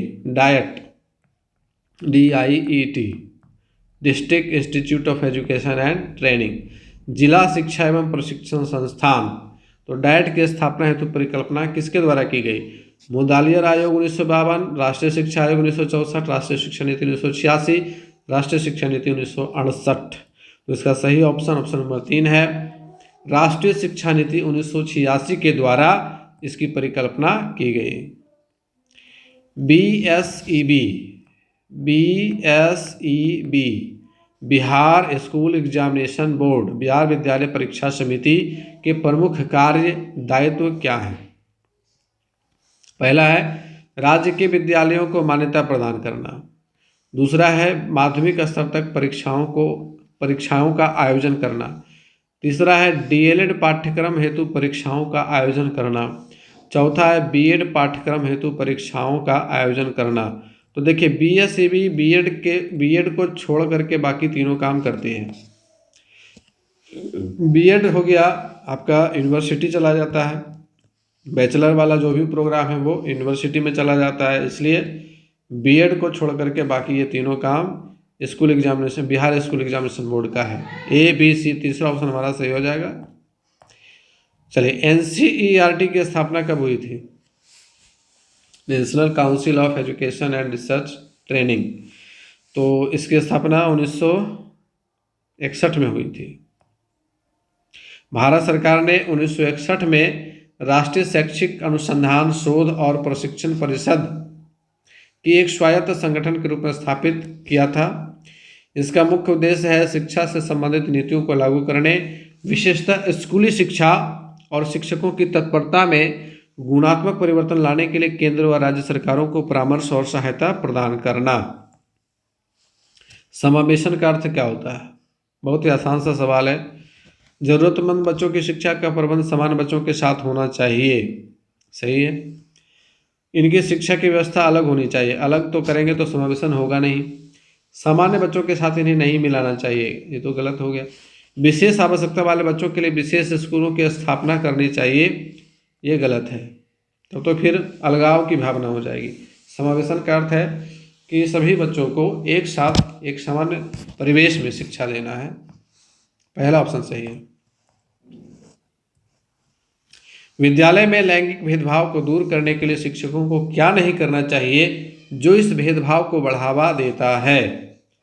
क्या नहीं करना चाहिए, ठीक है, इस पर फोकस करेंगे। शिक्षकों को लैंगिक भेदभाव दूर करने के लिए पूर्वाग्रह एवं रूढ़िवादी धारणाओं से दूर रहना चाहिए। ये तो करना चाहिए, है ना। तो ये हमारा आंसर नहीं होगा। कक्षा में लड़के एवं लड़कियों के साथ समान व्यवहार करना चाहिए। जी हाँ, करना चाहिए, तो ये भी हमारा आंसर नहीं होगा। लड़कियों को खेल एवं गणित विषयों के प्रति प्रोत्साहित नहीं करना, ये गलत है, ऐसा नहीं करना चाहिए। और यही हमारा सही आंसर होगा, ऑप्शन नंबर 3, ऐसा नहीं करना चाहिए।